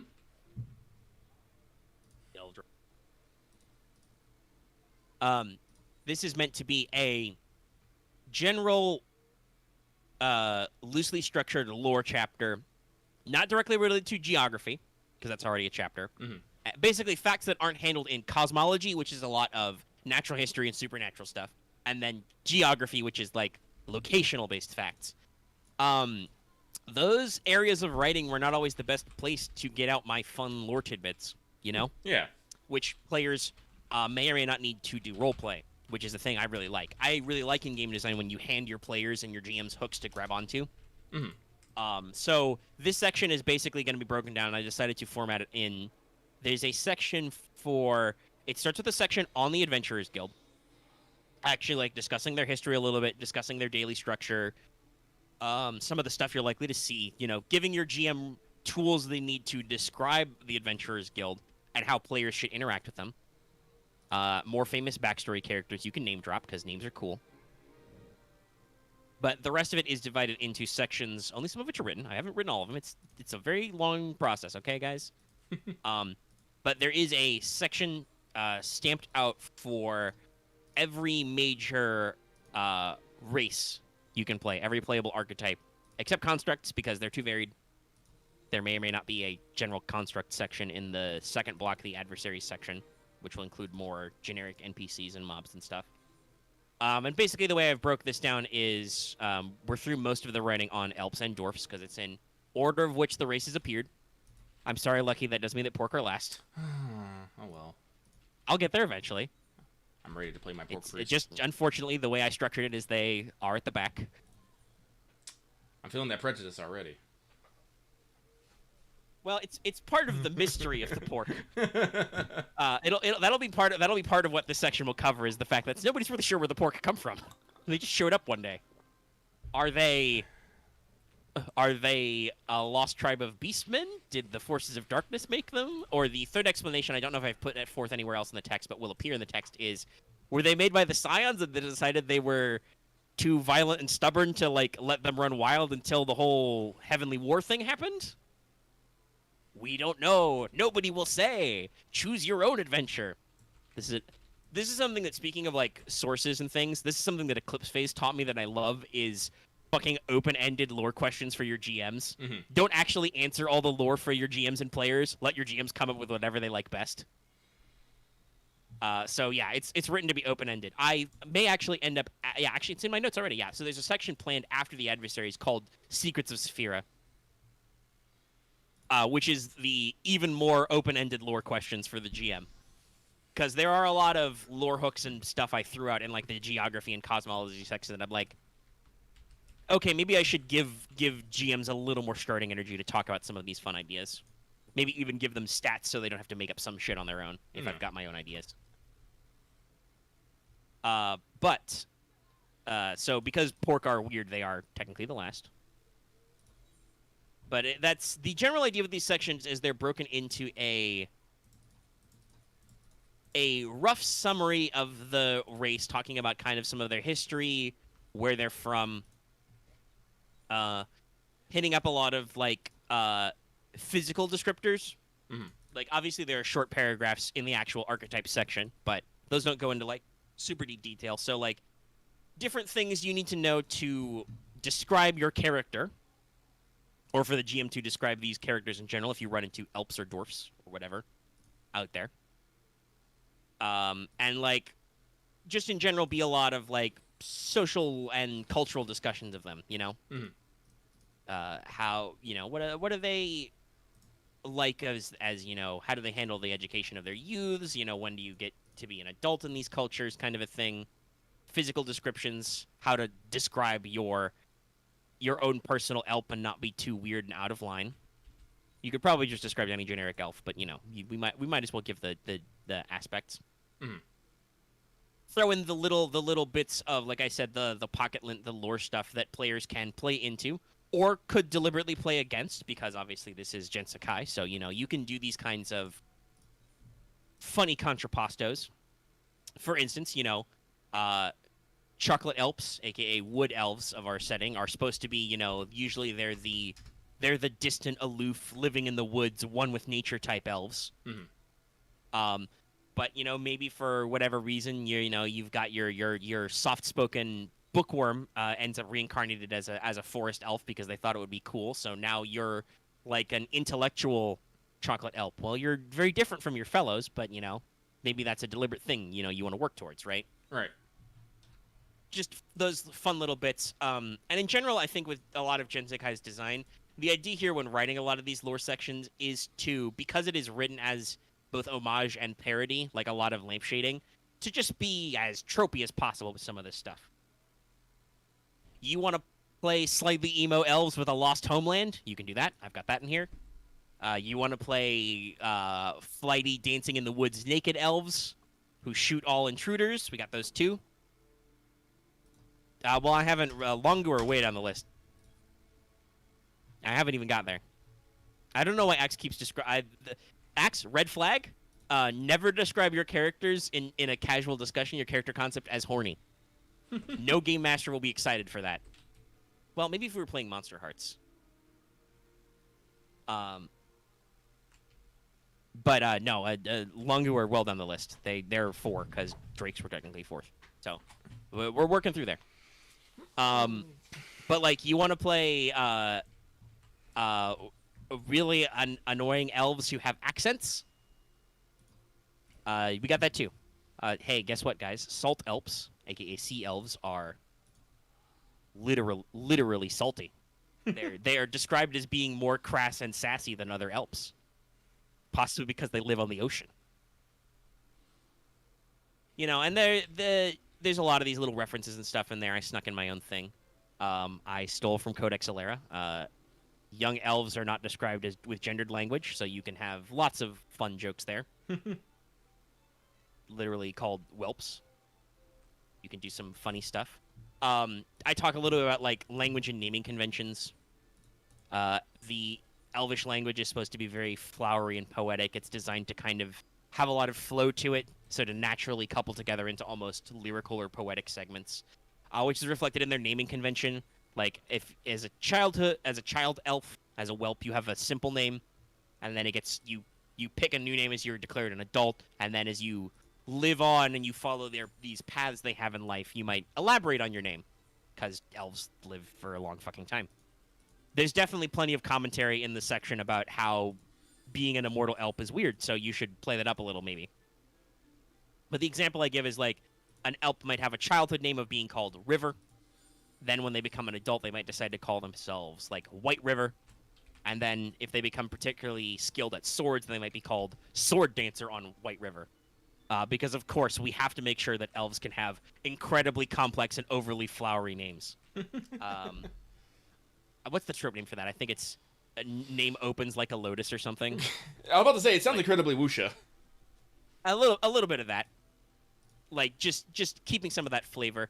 I don't want to say that, like, a lot of elf social cues or, like, social structures were directly taken from anywhere, but you could certainly see influences. Like, you may see a little bit of, like, some elements from, like, Native American cultures. They have their own form of, like, pemmican, right? Like, I've experienced to call out that they like to store their food that way. Some of them are semi-nomadic, and others are more in line. I don't explicitly call it use all parts of the buffalo, but that is kind of the thing about their culture, which makes sense, right? They live in harmony with nature, so if they kill an animal, they want to make sure they maximize the efficiency of the materials. But also, some elements are just drawn from, my own peoples, the various woodland-loving Celts who like to jump out of the forest and scare Romans, and be dressed in nothing but blue. Like, different elements of that. Woad as fuck. Talk about, kind of the various little fun touches you can include in role-playing. Because they have some, I believe, I don't remember, do they get free perception? Let me double check. A lot of this justification is for talking about, like, why the stat lines are the way they are. Mm-hmm. Yeah, so elves get extra cunning. Yeah, so to play that up, they have sharp senses, because cunning is naturally its perception base stat. Along with also skullduggery, being sneaky. So if you want to joke about shifty elves. It is also the base stat for primal, so that's also another good thing. Primal magic. But elves have very sensitive senses. So elves are known for being sensitive about touch. They're not a very huggy-feely, especially the ears. Obviously, because the elf ears are very sensitive. I tried to kind of talk about, because obviously, again, parody setting, talk about, like, elf androgyny without being, like, super gross. Mm-hmm. Like, it is actually a little hard to distinguish male and female elves. Their gender and language is not always super defined, but I did include a note, if you joke about even elf boys or girls, you will get thrown out of a tree.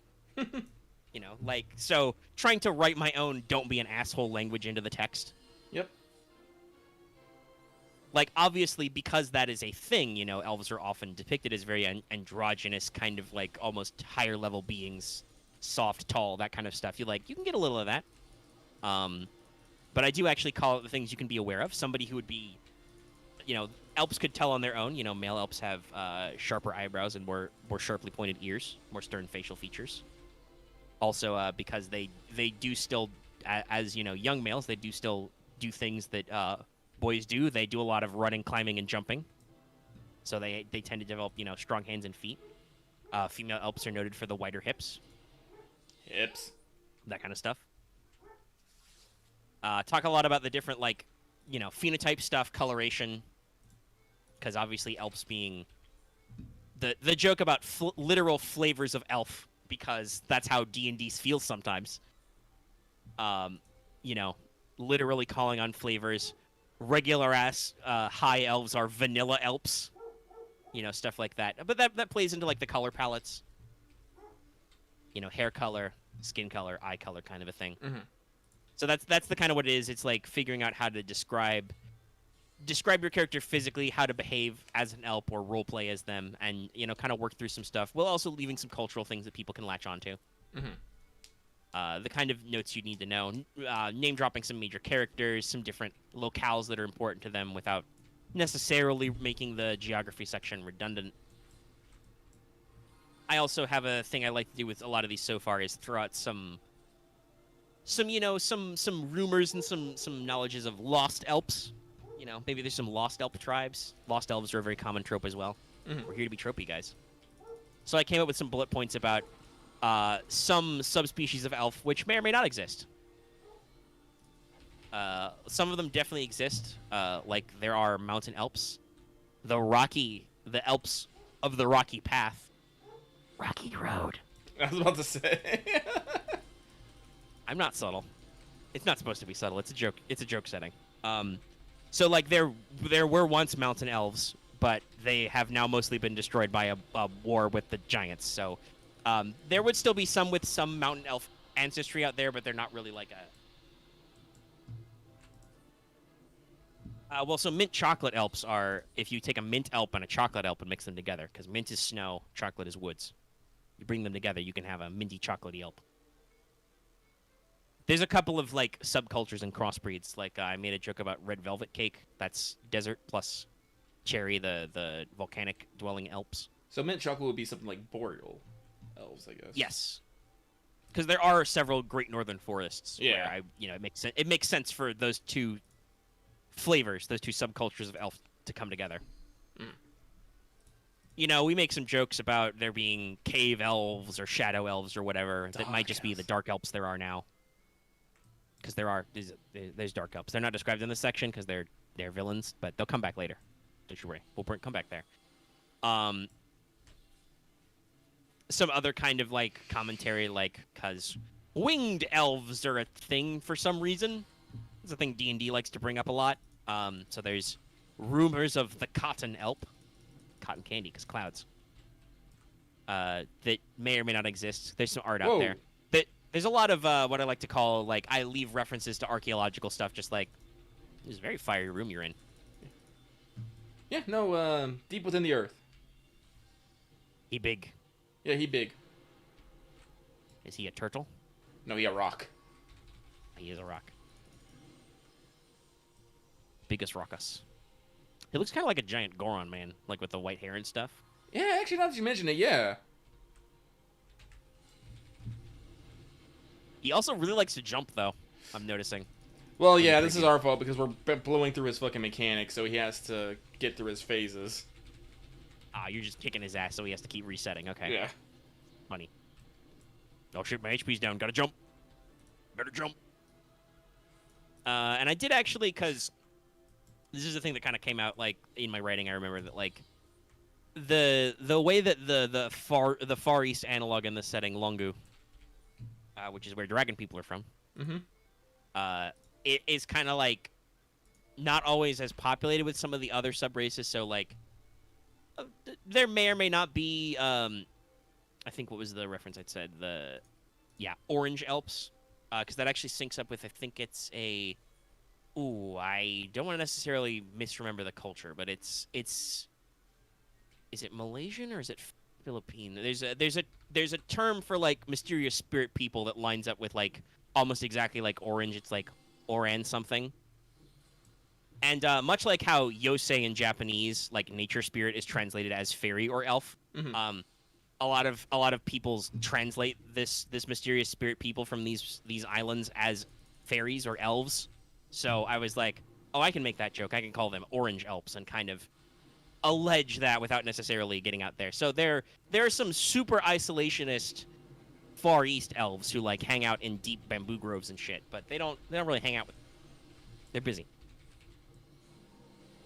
But also in these sections, in addition to this kind of stuff, I have stat lines for some basic adversaries. Oh yeah. Both potential allies and enemies. You never know when you'll hire some stuff up. So like I'm planning for like maybe 3 to 5 of these in every section. And also, I have a section for items and artifacts which are specific to each race's culture or whatever. Because this lets me, like, kind of take some stuff from earlier gear sections. Because magic items and artifacts are very dense normally already. And I'm like, I can cut this down a little. So I kind of, like, pulled some out of there, and I made some new stuff up to, like, add some new background flavor and add more options. Because I really do like my gear porn. But I don't want to make it so dense that, like, a basic player is, like, trying to figure out his, like, magic items for the first time or whatever and is like, I'm fucking lost. That is fair. By putting it in specific sections, we can be like, we're doing I am an elf, or we're doing a plot related to elves. What kind of weird shit could we run into that's specific, Yeah. So there's a couple of new things in there, but I also repurposed some old stuff. I, name-checked some very high-level artifacts, which are cool, and you may or may not see. Though that's another very common thing in like not just isekai fantasy, but a lot of fantasy at all. Is like, yes, the legendary spear of this guy has been lost forever. Nobody's seen it. Oh, hey, you found it? Cool. Cool. What you gonna do with it? Go punch the final boss with it.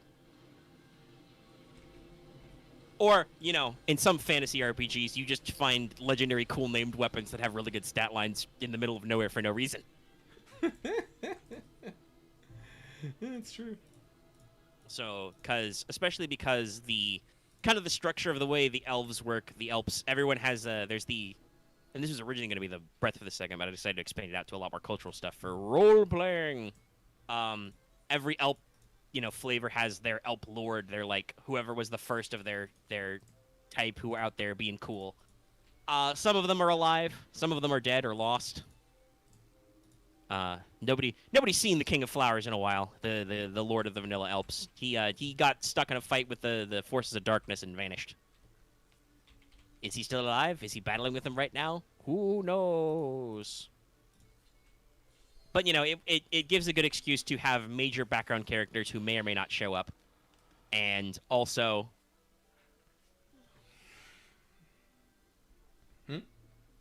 Sorry, I was distracted by something in patron chat, which I don't know why we're doing what now. Oh, so you got 2 lines. Nice. I feel like this should be in a different place. Why is this here? Why have you done this to me? Anyway, I won't bog down the stream or the audio with that any longer. But I gave a lot of these guys like, ooh, cool, unique, special weapons or items. Okay, no. I didn't specify what the weapon was. I just said legendary weapons. I think I name checked a spear actually. Clearly, this person just wanted. This is your brain on One Piece. Yeah, I'm about to say, yeah, this is. I just mentioned something tangentially, and you're like, "Is that a One Piece reference? Are we JoJo now?" But yeah, so that gave me an excuse to like also add cool new special weapons and name check. And like some of these are like maybe they're lost and you could find them. Some of them are maybe like, oh, maybe you can get like a copy of this, or they might loan it out because, you know, big scary backstory characters don't usually get off their ass and like go out and do everything these days. That's a very common trope of these sorts of fantasy settings, right? Yeah. You know, very rarely does Elrond, King of the Elves, get off his butt and actually do something. He sends other people to go do it. He's busy. He's got to run a kingdom full of elves. That is something pretty bitty.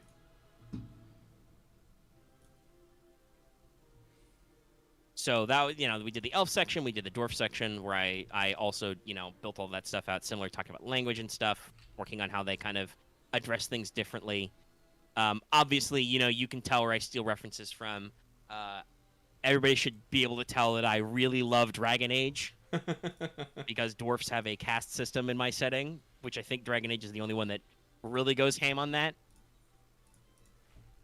I did also kind of inspire it by the way certain other cultures kind of like organize their peoples, you know, their strict class systems as well. Because it's, let's see, there's 7. Yeah, there's 7. Because I was able to make it. The first ever dwarf was the Craft Father, with a capital C and all one word. This is some weird ass shit. What you with something funny on screen?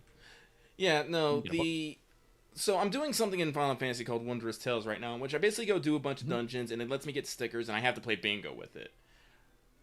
Interesting. And the mini games we come up with. Yeah, so like I've done 7 out of 9, and I've gotten a line, so yay on that. But the problem is that my thing has completely alternated, like completely. Out of the 7 I have, there's 2 on each, and none of them are touching in a non-diagonal fashion. It's strange. I don't know if I like this. I have a line, but I don't know if I like this. This is weird. I'm a little bamboozled. I don't know what to do. I'm gonna go punch Shiva. That's what I'm gonna go do. Yeah, go do stuff. Get more stickers for your sticker bingo. Let's beat bosses, epic level enemies in dungeons, and collect our fucking tourism stickers. Well, I'm doing it for a small girl so she can write stories. Oh, no. Yeah, It's fine. I'm just I unironically love these kinds of things. Like this is the kind of energy that goes into writing Gensekai, honestly. Like the kind of like MMO or RPG inspired nonsense stuff. I'm like, okay, that's fine. That's hilarious. Like I unironically named, the supreme dwarven figure the Craft Father because why the fuck not? That's how fantasy dwarves work. Yeah, no. So like they have a caste system. It is meant to be semi-rigid. It's separate from the actual like hard and fast class system of the world, like your character class. Mm-hmm. So they sometimes have problems with those two things not lining up. But I organized it so scholar priests are the top. So you listen to people who have knowledge. Mm-hmm. Then is nobles. Actual like ruling class, not just like war leaders and authorities, but also they work as like judges, barristers, etc.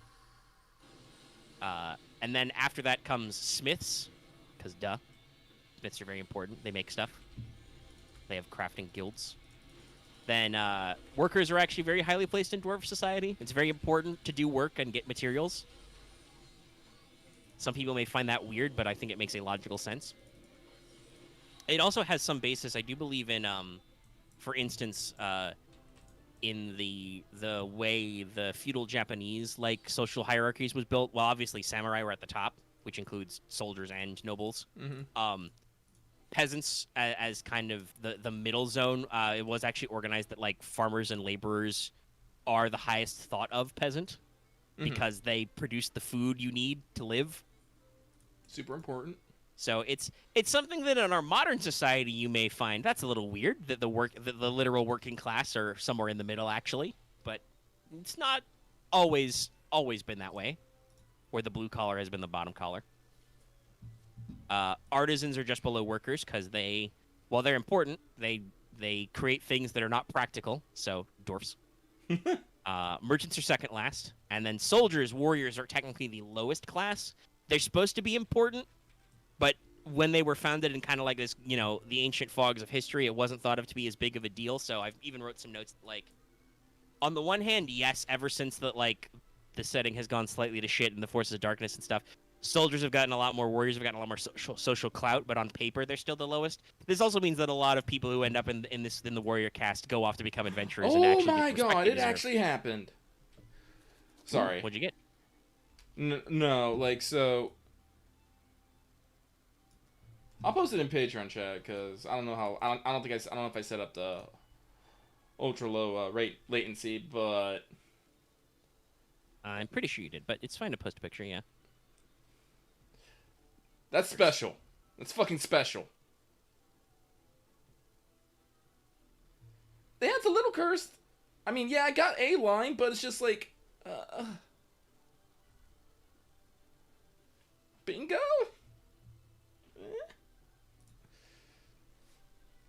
I don't know. I'm in no rush to get this done. Bingo? Question mark?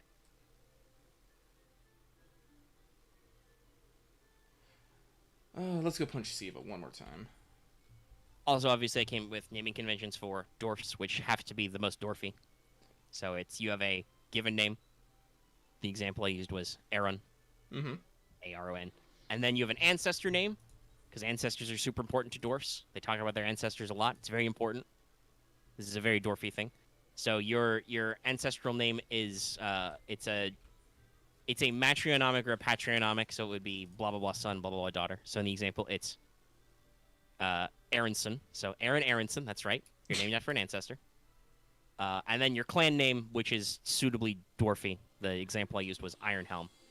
Thus, this dwarf is Aaron Aronson Ironhelm. Aaron, son of Aaron, of the clan Ironhelm. That's actually pretty neat. Incredibly dwarfish. Very dwarf. Very direct. Yeah. And obviously, I arranged it that way as an example to be funny, but also hopefully it will stick in your mind. I do a lot of my little lore notes, like dwarfs as a archetype, as a race, get a higher willpower. Which is good for a couple of things. Obviously, it means they're better at divine magic. Divine is tied to willpower as a stat. But it also means you're good at discipline, obviously. But also you're good at vigilance. So dwarfs are actually very naturally good at initiative when not being surprised. So, or when being surprised technically, but they're good at not being surprised by having a good default vigilance. So I kind of explain that as like, oh, so dwarfs who are shorter, they're dwarfy. You know, they're short. They're 4 to 5 feet usually. Because this is an anime-inspired setting, dwarfs are not usually like men shaped like barrels with super huge beards reaching down to the ground. That's not always true.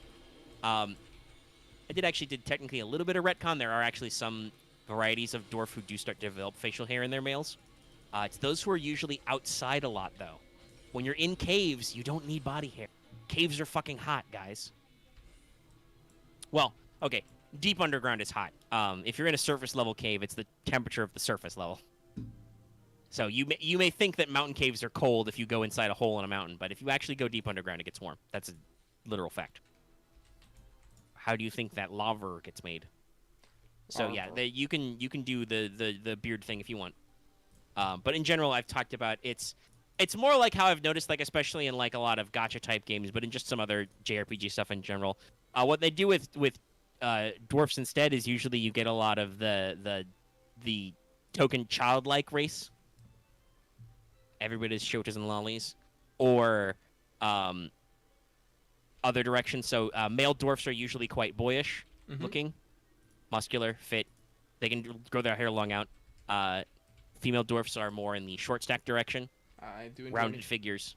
Do enjoy me short stacks. The kind of cues about like hairstyling and stuff are depend on your different job. Like you might actually grow your hair out really long if you're a dwarf who doesn't wear a helmet a lot. But if you're wearing a helmet constantly, you're gonna keep your hair short and tied back or up. Because you're wearing a helmet constantly, which you may or not be doing because you live fucking underground. Anyway, I did a lot of like the elf thing was very easy to think about how just these little tidbits about how every flavor would be kind of unique to their environment. You know. Like, I made sure to include some things about diet and food in there because I subscribe to the Brian Jake School of Fantasy Writing. If I write about food and you don't want to immediately go out and get some, I've done my job wrong. There's another elf fun fact for you, by the way, to cycle back to elves. Because they like fresh fruits, elves are notoriously weak to sweets. But, you know, talking about, like, how they do their own little thing, like, it's very easy to insert. Oh, yeah, so mint elves, they live in the tundra and stuff, so they, you know, fish a lot, and they can preserve food by just freeze-drying it. Very common. Salt elves include salt in everything because they have access to literal sea salt. Kind of stuff, right? But so for dwarfs, we kind of talk about the different things there and how they kind of shake out. So I did a lot of thinking about how their society would work being deep underground.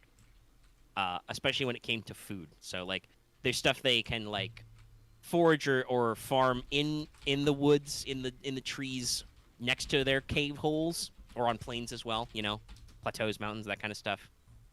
There are a lot of, you know, hardy mountain grains, animals you can do. They probably do a lot of goat and sheep farming. Mountain goat is listed as a source of their meals. Did a lot of thinking about that stuff. And, you know, so they do some of that back and forth. They, and this is all because I mocked about how they're like, dwarves are short and stocky. They're very tough. They're very resilient to injury because that's an actual ability their archetype has, is they have I don't remember exactly what it's called, but they have this kind of, like, suck-it-up ability. Like, once per session, you can spend a story point and declare that a critical injury was a 0-1, no matter what it was. So, like, you can take a blow that literally should kill you outright and just be like, nah, didn't. I'm fine. Rub some dirt in it. Walk it off. Which also, by the way, is actually included in their talking about their socializing. Dwarves are very resilient to injury and stuff, so they are sometimes unsympathetic to other races. You know, if they see you get hurt, they'll just be like, walk it off. You're fine. Suck it up. But to maintain this physique, they got to eat a lot of food. So they handle a lot of their own food. Maybe they fish in underground lakes and stuff. They trade for a lot of things because they're very resource rich. You know, being the race that is known for mining up gems and precious metals means that you have a lot to trade. They also do a lot of brewing. They love to brew, especially beer. Because guys, in case you forgot, beer is usually very calorie dense. It's why you have the beer belly phenomena. It's when you drink too much beer and don't burn enough of the calories. Sorry, I'm taking a break to stretch my... which is always fun. That's an interesting thing. Honestly, I think I may have picked this up from you, Lucky. What? Because I don't drink in real life. Yeah. I haven't met an alcohol that really agrees with my palate. I very much am like an elf myself. I like the sweets. But also, I think, especially from, like, you know, you've been a bartender before, conversing with you, and you often think about this kind of thing. It's kind of translated to my writing. I like to think about culturally what kind of alcohol culture you are into, because it is actually an important quality, right? Like, like I said, like, the reason why would dwarves drink so much beer, even though it's hard for them probably to get hops and stuff. Not that they always, by the way. They can have other stuff, you know, mosses, certain sugar-producing fruits. You can produce alcohol with anything with sugars. But I mean, yeah, if it, like, or starches. Yeah, starches as well. Anything that you can get yeast to get in there. Yes, it's very easy to get clean water underground. Yes, that's where do you think your water comes from, Axe? Water tables are underground. And also, if you live literally in mountains, you have mountain runoff, snowmelt. Glacier. Very pure, very clean. Very cool too. Jesus. Yeah, it can be quite cool. Which is good for cooling, because, like I said, living underground should actually be quite warm. Well, no, yeah, you'd have a giant cistern. You'd have a huge water table, or you'd have like an underground waterfall. You'd have water trickle down from your mountaintop. Trust me, I thought about these things. But yeah, so, like I said though, beer, calorie dense, and sterile, very important. So, they brew a lot of beer and they drink constantly. Also, they're more resilient to alcohol than other species. Though they do also produce some harder stuff. Gin would be common, because gin is from juniper berries, which do grow in higher regions. If you've ever played Skyrim, you've met a juniper berry. Whiskey, and actually vodka. I was about to say, but I don't call it vodka because that doesn't make any sense to call it that, because they're not Russian dwarves. You know, it's fantasy, but they call it firewater. But it's vodka. Potato starches. Potatoes are a mountain plant. Yep. They're a starchy root vegetable. You would absolutely brew some hardcore vodkas. Ugh. I also do throw it out, like I said, you know, maybe against stable dairy animals, so there might be a little bit of dairy. Dwarfs are noted for always eating well, not necessarily being great cooks. They're very practical. They may or may not cook well. Kind of a personal touch. Throw it all in the pot, boil it up, serve it up. Yes, stew is commonly noted.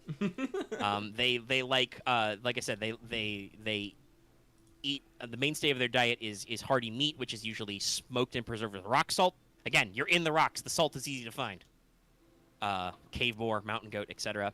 And various root vegetables and mushrooms. And then often they combine the two into a hearty stew, because that's what you do. I think the dwarves in Tolkien were such heavy drinkers because they were just hanging out partying a lot. And that's always a big deal too, like hobbits, which there's no hobbit analog, so certainly some dwarf cultures, like there's some different dwarves who live in some other areas of, besides the main like bulk of where their strongholds are in the certain mountain range. They live other places too. So some of them are more relaxed because they don't live as deep underground. They're also keen on the pipe weed. It's very important. Mm-hmm. But specifically though, like if you're thinking about like the Hobbit, the dwarves in the Hobbit, those guys were slumming it in the Shire. The Shire is known for its good food and stuff. Like they love their booze down there. It comes in pints, you know, that kind of thing. So like obviously they'd be hitting it up. And then a lot of times in Lord of the Rings, you're seeing them in other people's halls trying to have a good time if they're drinking, singing and stuff. But also, it is important to note that Erebor, the place in The Hobbit, the dwarf fortress, was, a literal stone's throw from a human trade settlement, right? There was the lake town in the city it used to be before Smaug blew it up the first time was like a major human hub along a major trade route, which was also traded with the elves in the forest and other cultures, so it makes sense that they would import a lot of food. Because, again, they had literal mountains of gold. Piles of gold that this dragon slept on. That means it's easy to get things. Money is important. There's a lot of... I included lots of other little little dwarf tropes in there. Dwarfs are big about grudges. They store institutional knowledge. That's why scholar priests are ranked so highly. So they write down and remember a lot of things. I think that's drawn mostly from Warhammer Fantasy dwarves, though there's a little bit of that in Lord of the Rings. But I think it's a very dwarfy thing, right? Yeah. Especially if you're so fixated on your ancestors, you're going to remember wrongs done to your ancestor and bring them back. I always have fun talking about like the phenotype stuff, like how to physically describe them. Most dwarves, by the way, are pale. They're have porcelain skin, and they freckle easily because they live underground. It is canon, though. If a dwarf spends a lot of time on the surface, they do suntan. They get a nice bronze skin tone. Can you tell what my word of the day calendar was for describing dwarf colors? They're literally described as made from like rock and stone and metal by the Scion, so it makes sense. You can be a dark-skinned dwarf. That's also canonical. I believe the analogy I used was a nice, fresh potting soil. You can be a dark-skinned dwarf. You can be a black dwarf. Without it being weird, by the way. It's not like sometimes D&D's bad about skin tone and stuff like that. Mm. I don't really throw any stones at the original Lord of the Rings because it was written as a fictitious history of the British Isles. So, yeah, it makes sense that most of them are white people. That's kind of the oeuvre Tolkien was going for. When you're D&D, though, like, sometimes in the past they've had some weird takes in, like, the 80s and 90s. I think they're pretty over it now in, like, 5e because of that wokeness we talked about earlier. But, yeah. That's usually common if a dwarf is born in the southern climates and closer to the surface. Mm-hmm. Again, because if you live underground, you should be pale. And then hair color stuff, I used a lot of fun comments about metallic colors, gemstone colors for eyes. You know, be descriptive, guys. See, you doing all this makes me really excited for when you get through the port, because I really do want to read through that. Oh yeah, no, I'll be sure to figure out all the fun little tropes about all the things we can do there. Yeah. You know, we can include lots of fun little fun orc bits without avoiding any potentially problematic orc bits. Hopefully. Well, I'm okay with the problematic orc bits because, from the way you said, porks are probably a little problematic, and I'm like, no, that's kind of a. Well, yeah, there'll still be a little bit of that. Like, there will still be the discussion of the two rules of their society: get strong, get fat. Yeah. That is the basis of their culture. So, and if they're you know, and I mean, you can. Hopefully, nobody will interpret this in the wrong way. None of these. I want to say this because I've been talking about this. None of these fantasy races are meant to be analogies straight up for real world cultures. Yeah. When I get to the human section later, you may find that some are more strongly based on relevant fantasy tropes, based on real life cultures. There is a horse-based people in a valley called the Katai Valley who have a Khan. Yes, they are fantasy Mongols, but they're also in a fantasy setting. So I'm not gonna lean too hard and like, oh, they're really savage animal people. No, they have their own culture that works their own ways. I've already done that a little bit, describing them like geographically. But with humans, there will be more obvious human touchstones. But like I said, I borrowed just as much from tidbits about Native American culture as I did from like classical ancient European cultures, et cetera, for elves. The dwarf culture system is a kit bash of all kinds of cultural tropes I think are sufficiently dwarfy. You know? Mm-hmm. So I would not necessarily put on any commentary on pork as a haha funny parody commentary on how orcs are often treated in these stories. Mm-hmm. Sometimes very comedically. I still don't know where the Japanese got the idea that orcs have pig faces. I don't know. I'm down with it at least. Yeah, pork will probably not go as ham on that, but definitely be noticed in having a little bit of the. Yeah, I know. I make the puns. The little bit of the snub nose and having pointy ears, which are sometimes floppy. They sometimes flop over, and obviously tusks. Mm-hmm. Not full blown literal have a pig face, but like you'd see the aspect. And obviously, if you call a pork pig-faced, you're probably going to get a battle axe in your face, so watch out. This is the thing I like to say. Like I like to call out that people can make shallow jokes and stereotypes, and then remark upon you in the text how if you make these jokes, you're going to get hurt. Hey, if you joke about a dwarf's height, he's probably going to hit you in your knees with a hammer, and then you're not going to have a knee anymore. How's that for you, buddy? Or he's going to shoot you with his gun. Because dwarves have access to the dragon dust, the black powder, and they love it. They love it. Who doesn't love a little bit of steampunk in their dwarf? Yeah. You know? Japan is weird now that I think about it, because we also have the Cobalt kerfuffle. Yeah, that was I believe that has been attributed to a mistranslation issue, and I think either Second Ed or old AD&D, where somebody, the person translating it, because obviously this was like the 80s when this got carried over. The translator did not correctly transliterate the lizard or dragon-like faces and accidentally wrote they had a dog-like face. So to the Japanese culture, kobolds have dog faces, which is not accurate to the folklore that we are drawing from, or accurate to the original text of D&D. Kobolds being lizard people is also not necessarily mythologically standard either. Cobs will be, because I like to do everything short. I like to do a funny alliteration thing. Kobolds or cobs. Possibly cobes? I don't know. Gnolls are hyena people, but also I do believe gnolls came later. But cobs will definitely probably be playing up the small lizard people angle. They will also be playing up the thing that modern D&D does, where they're going to fucking love traps, and I'm going to make you hate traps. Oh, no. All right. Wait, hold on. Let me adopt my dwarfish accent. All right, laddie. We're going in a cave filled with cobs. So 10-foot poles for everyone.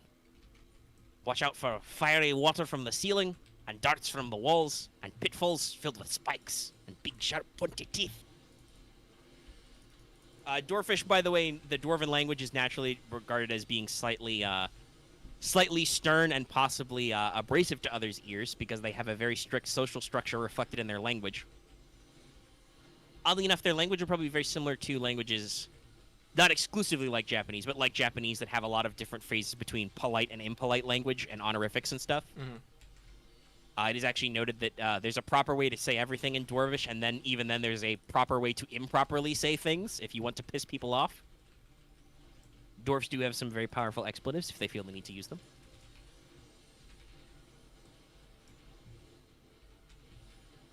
So you can do the joke about them all having Scottish accents.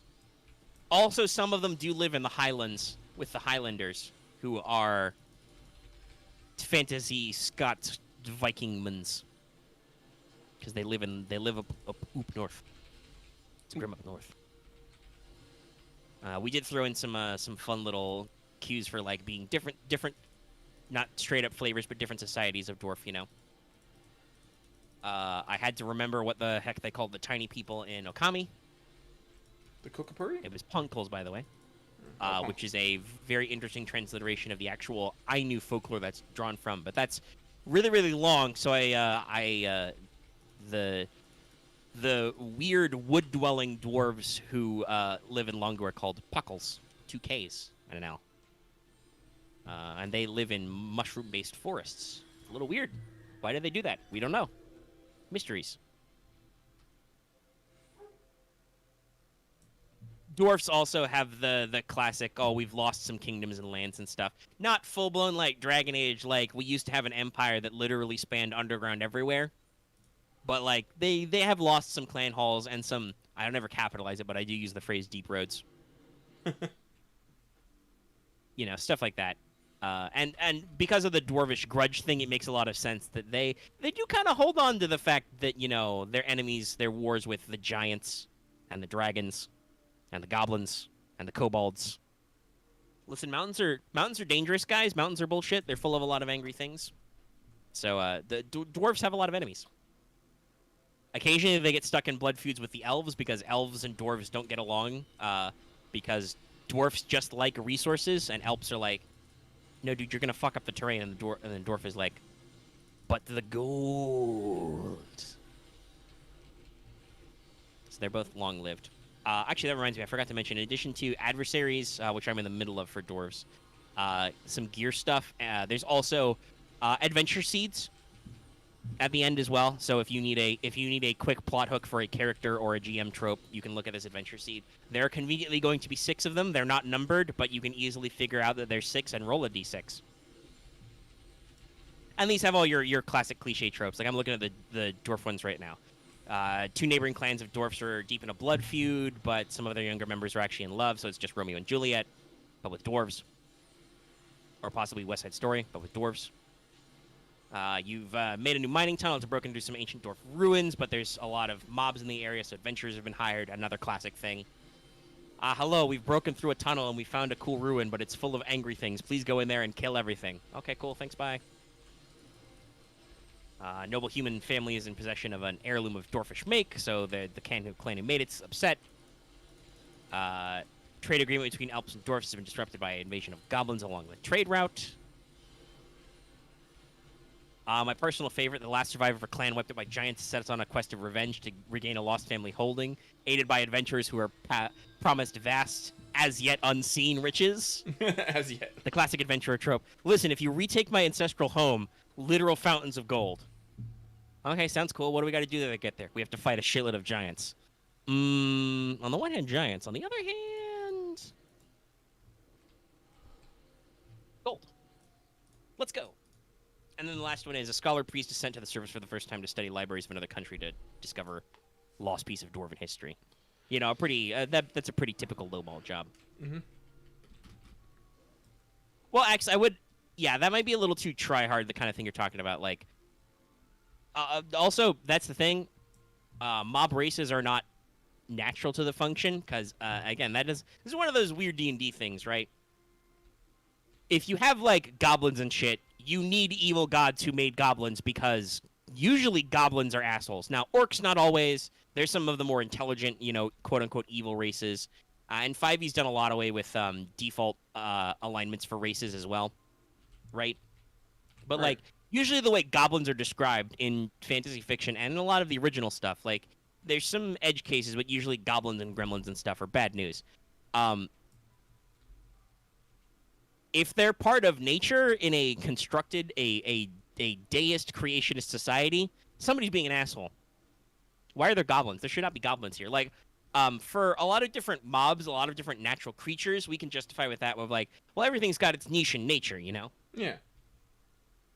And, you know, just because a wolf will eat your entire herd of cows doesn't mean that the wolf doesn't deserve to be here. He's just minding his own business. Hunger. But, like, intelligent, often sinister creatures are not... It's one of those weird things, like, Tolkien himself batted back and forth on, are orcs irredeemably evil? I don't know. He never quite figured it out before he died.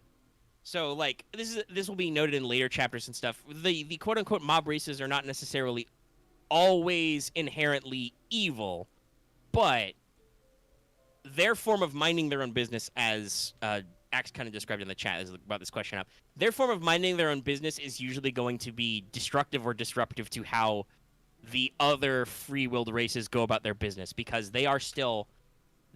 Gobs are still a kind of mob. They are following basically their pre-programmed instincts, because this is a literal game world where everything has rules. Rules, capital R. So it's part of the commentary. Like, it's part of the question of, like, okay, so goblins are basically literally programmed to, if not be evil, be annoying little shits. What do we do about this?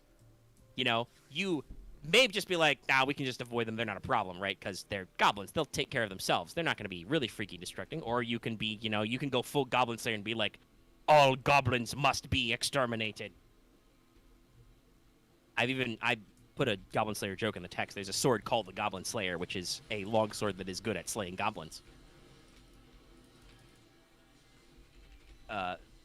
And theoretically, like, when I get to the adversary section and I give some of these, you know, evil creature stats, there may actually be, I haven't decided exactly how much I'll do, but there may be stat lines for how to play like a gob as a character. That's another thing that happens a lot in isekai stories, especially in, I think, in the later generations, where humans accidentally get reincarnated as what should be trash mobs and don't follow their own trash mob rules. So, yeah, no, it might be perfectly possible that you could play like a quote-unquote good intelligent goblin. There will not be slime stats, just because I don't think that would work well in the game system. But yes, in the vein of I became a slime, stuff like that. Like, so yeah, I'm going to try and avoid obvious pitfalls of, like, oh, all goblins are literally evil. There is nothing wrong with massacring goblins. Push the goblins into the sea. No, not like that bad, but like, I don't know. I haven't actually described slimes. This is why I'm writing a lot of these sections. I don't have a lot of lore for a lot of different mob types. I don't even know. Slums would probably fall under magical creatures. They're probably a naturally occurring mob though, because we do have like amoebas and slime molds and stuff. These would just be big. A dire slime mold. Dire amoeba. Scary. I actually don't think it's called a dire amoeba, but isn't there a D&D stat line for a giant amoeba? I think that's literally a D&D monster. We also have things like the gelatinous cube. Oh yeah, the gelatinous cube. Obviously, you got to do cube references, you know. Mm-hmm. Slime polyhedrons. But yeah, slimes will probably be an interesting out there as a mob type. I'll do some fun game design there. I mean, there'll be obvious stuff like skeletons. Listen, running a lot of Clone Wars, I have a lot of basis for how to run skeletons. Because B1 battle droids are a lot like skeletons, I think. They're bad at everything. But there's a lot of them. Skeletons are cheap, guys. But yeah, so, like, we're going to avoid, like, the obvious and slightly uncomfortable, like, tropes to, like, mobs and races and stuff. But we can still lampshade the fact that, like, these guys are literally here to, like, be a pest. And technically they were created by Minim the Fallen Scion to, like, actually overturn creation. It's just, you're going to find out that I'm a fan of certain tropes in fantasy where, like, a lot of evil things that are created to destroy things are usually more trouble than they're worth. Mm-hmm. So, like, yeah, Minim made creatures like goblins, kobolds, the guild ones are stand-in for all the many, way too many fishman races in D&D. There's way too many of those. I can't even remember them all. There's, like, Shahugan, and then I think there may actually be deep ones. There's a lot of them in there. We're going to skip some of that stuff. But, like, she made these guys basically to be assholes and fuck up creation because she took her ball and she was going home, basically. This does not mean that they're usually very good at being organized. This is why the character of the Demon King is necessary. Who is the Demon King? What do they do? That's going to be one of those open-ended tropes. There's going to be a lot of possible origins. I'm probably going to lean into... Spoilers. I'm going to lean into the idea that the Demon King is actually another outsider. Like, another rando from real life that Minim probably grabbed and was like, hey, you want to lead some armies and have some fun? And they were like, okay. Cool. Sure, I'll become the Demon King. Do I get a nice hat? Yes. Sick. You can also wield a katana in one hand and a steampunk revolver in the other. Sick. Do I get some belts? Just before it's Nobunaga. That's an idea. I could do some deep cuts. I mean, I could definitely take... I mean, I'm a sucker for these kinds of things. Obviously, while in writing, it would be ambiguously gendered, so you could write whatever. If I were to, like, do it in my own game because I wrote the setting, I would do the joke of the Demon King as a woman. I love that. That's, like, my favorite. Wait, hold on. You're the Demon King, right? Yeah. The Demon King being also probably, like, maybe even, like, a skinny, pale nerd who then, like, okay, hold on. Let me just power up. Hold on. You know, throw on their giant armor. Get super swole. Fight people. You know, just because the grammar thing is so funny. That's the same reason for why we play up the ambiguity. You can play with people's expectations. So yeah, I'm in the middle of the dwarf adversary block, one of which will be a priest caster, so that's gonna probably kill me inside. So I'll get to come up with lots of funny names for spells. Which, by the way, this is actually encouraged by the way the stat blocks are written. I believe, Lucky, you actually came up with some spell names for yourself, right? Oh, yeah. As a player character, because you're playing a caster. Yep, or we'll play a caster, hypothetically, when we actually run Gensekai. Yes, I'm playing a pork priest. I said it's going to be interesting. And so, the idea that you're supposed to, like, as players, but also as NPCs, you're supposed to, like, pre-script some spells so you know how to rattle off. Golly gee willikers, if you cast Fireball a lot, you should know what extras that is and what mechanical effect they have and how much dice you need to roll, right? Yeah.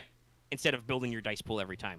So NPCs are written the same way. If you have spellcaster NPCs, you're supposed to give them a list of a couple of common spells they do with their difficulty rolls and with their effects. Like, so for Elps, the one I wrote was the rival class, Elp Shaman. So they're a primal caster. They can theoretically cast any spell that requires primal, but I gave 3 examples. One of them is Entangling Vines. Make a hard primal check at a character at short or medium range. If this attack is successful, inflict 7 base damage with Ensnare 4 and stun damage quality. So they make vines, you get ensnared, you take stun damage. Forest Emergence. That's a Naruto reference, by the way. It's a weeb JRPG send-up setting. There's lots of references. That's that's my own alteration spell that I made up. The ability to alter terrain with magic. So basically, you create difficult terrain and create a piece of cover. You create a forest. And then their last spell is Wolfpack, which is make a primal check. An average primal check, conjure a pair of wolf minions at engaged range, spend 2 advantage to summon an additional wolf. You can command them as allies. So basically, free druid shit. And they do actually have the druid talent because they're a rival. So, like, you know, just some fun stuff so your GM also doesn't have to navigate the spellcasting system every time they pull it up. I mean, you could set the forest on fire. The Elp probably would not. But I do believe with all 4 of the elemental extras you can add when spellcasting, I think, are independent of what skill you're using. So you can cast Fireball, basically Fireball, no matter what magic system you're using. So even though this shaman is a druid-type caster, they could totally set shit on fire. But don't do that. Don't set the woods on fire. You just hit those woods. But for dwarfs, I'm in the middle of working on their caster will actually be not a rival, but will be a nemesis because they're going to be like a war priest. So they'll be pretty high up there in stats and stuff. For artifacts, I actually realized I didn't have a lot of, like, cool, specially dwarfy-like custom items and relics. Like, there was only really one, so I actually got to make a lot of new stuff that I got some fun with. That's good. There's, like, dwarvish climbing claws, you know, make you better at climbing, also can be used as a brawl weapon. Dwarves have their own version of the gun, a pepperbox style, so they've got, like, 6 or 8 barreled guns that they can rotate. This is a slightly different way to do basically a pistol stat line. It does slightly more damage, but instead of being prepare and slow firing, it's just got straight up limited ammo because you got to reload all those different barrels. Gave him like a special shield. Actually did stats for mining explosives, so actually like setting remote bombs and stuff. You know, because they do have access to black powder, something that fantasy often forgets. So they would have mining bombs, you know. Steampunk TNT. Can be very spicy, but I do note that in the description it's very complicated to use in the middle of a fight, you know, to stick your roll of fantasy dynamite and run the wick and light it on fire and not also get blown up. They actually do have a mining helmet, which provides light through magic and stuff. Oh, actually, that reminds me, I forgot this earlier. I was talking about how I fluffed dwarves having a higher willpower. So they have dark vision, obviously, which is an actual stat line. Dark vision, though, canonically, it removes some of your detail vision, so that's why they have mining helmets with lights, because sometimes you need light. But so how I kind of explained they're having a higher potential vigilance was dwarf the palms in their the pads, I should say, in their palms and like fingertips and feet are supposed to be a little thicker and a little more sensitive. They're very good at spotting vibrations for like tunnel collapses. It also makes it hard to sneak up behind them. You know, just fun little things you realize when you're like, oh yeah, what does having a higher willpower do for you? Well, that means you start with a higher dice pool by default on coercion, shocks nobody, divine, discipline, and vigilance. So I was like, oh, how can I explain in the fluff why dwarves are more resistant to ambushes? Oh, they've got not a full-blown tremor sense, but they are more sensitive to vibrations of the earth, so they don't get caved in on. Cute stuff. I was also able to write down there, dwarves get access to a purifying tankard. It's basically the army canteen in Star Wars. It carries water, and also it makes water drinkable. And also it's a dwarven-made tankard, so it's really rugged. There's no stats for if you improvise it as a weapon, but you could definitely hit somebody with it, and they'd have a bad day. And also, dwarves are big on runestones, so I was able to import some of the different talisman stuff that Star Wars does into, like, runestones. So if you have a bag of runestones, you can study them or cast them by making a discipline or a no-rules check. If you fail, You heal till strain because it's soothing. I even note that some dwarves use runestones just as worry stones, which was a phrase I knew but did not realize was such a specific thing. I may even circle back around to that. That's kind of a neat thing, worry stone. But if you succeed, you gain a minor portent to events to come related to yourself and can move a story point from the GM's pool to the player's pool. The ritual takes an hour, so you can cast the runes. You might figure out something about the future and be able to use it to your advantage, or you might just heal to strain because it's relaxing. It'll be interesting to kind of work through these three, but that's kind of the idle. Like I said, I've just felt like an itch to do some lore writing lately, so I've been cutting my teeth writing lore for Gensica stuff. Yeah, I think honestly, once we finish the Star Wars game, whenever that is, it's gonna be a toss-up whether we do Legend of the Five Rings or Gensica. I think Probably depend on what is more written, because I'm obviously not going to do what I thought I might do and have my L5R writing done before summer. But, I don't know, the new book came out. I'm still waiting on the PDF, but, it came out. So it's, it's cool. It's good stuff. I'll probably, have to do some rewrites and stuff for some of the mechanics.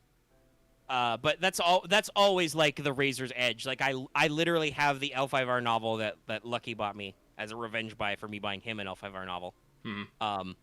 And I also have 3 more books in the Shikanogo series, which has been an influence on the current edition of L5R that I read like the first one while I was on like a holiday break, and then I'm like, okay, I gotta catch back up on business as usual, and then I'm like, oh shit, I haven't read books 2, 3, and 4, so like any of those could like easily pivot me to actually like working on my L5R campaign. I think we've just been in a mood where I felt like doing some fantasy type lore writing.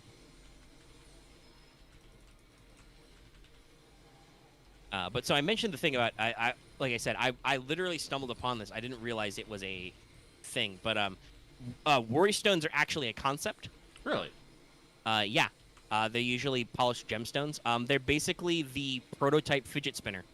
Oh. Like it's a stone. I will pull up for patrons anyway. I will pull up an image on Wikipedia.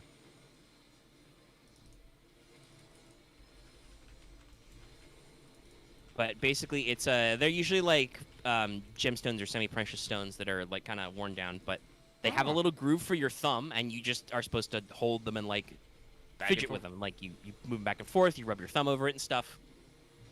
And yeah, like I was like, I've definitely heard this phrase, but are they real? And I'm like, oh yeah, no, these are real. Also sometimes called palm stones, thumb stones, fidget stones, soothing stones, or sensory stones.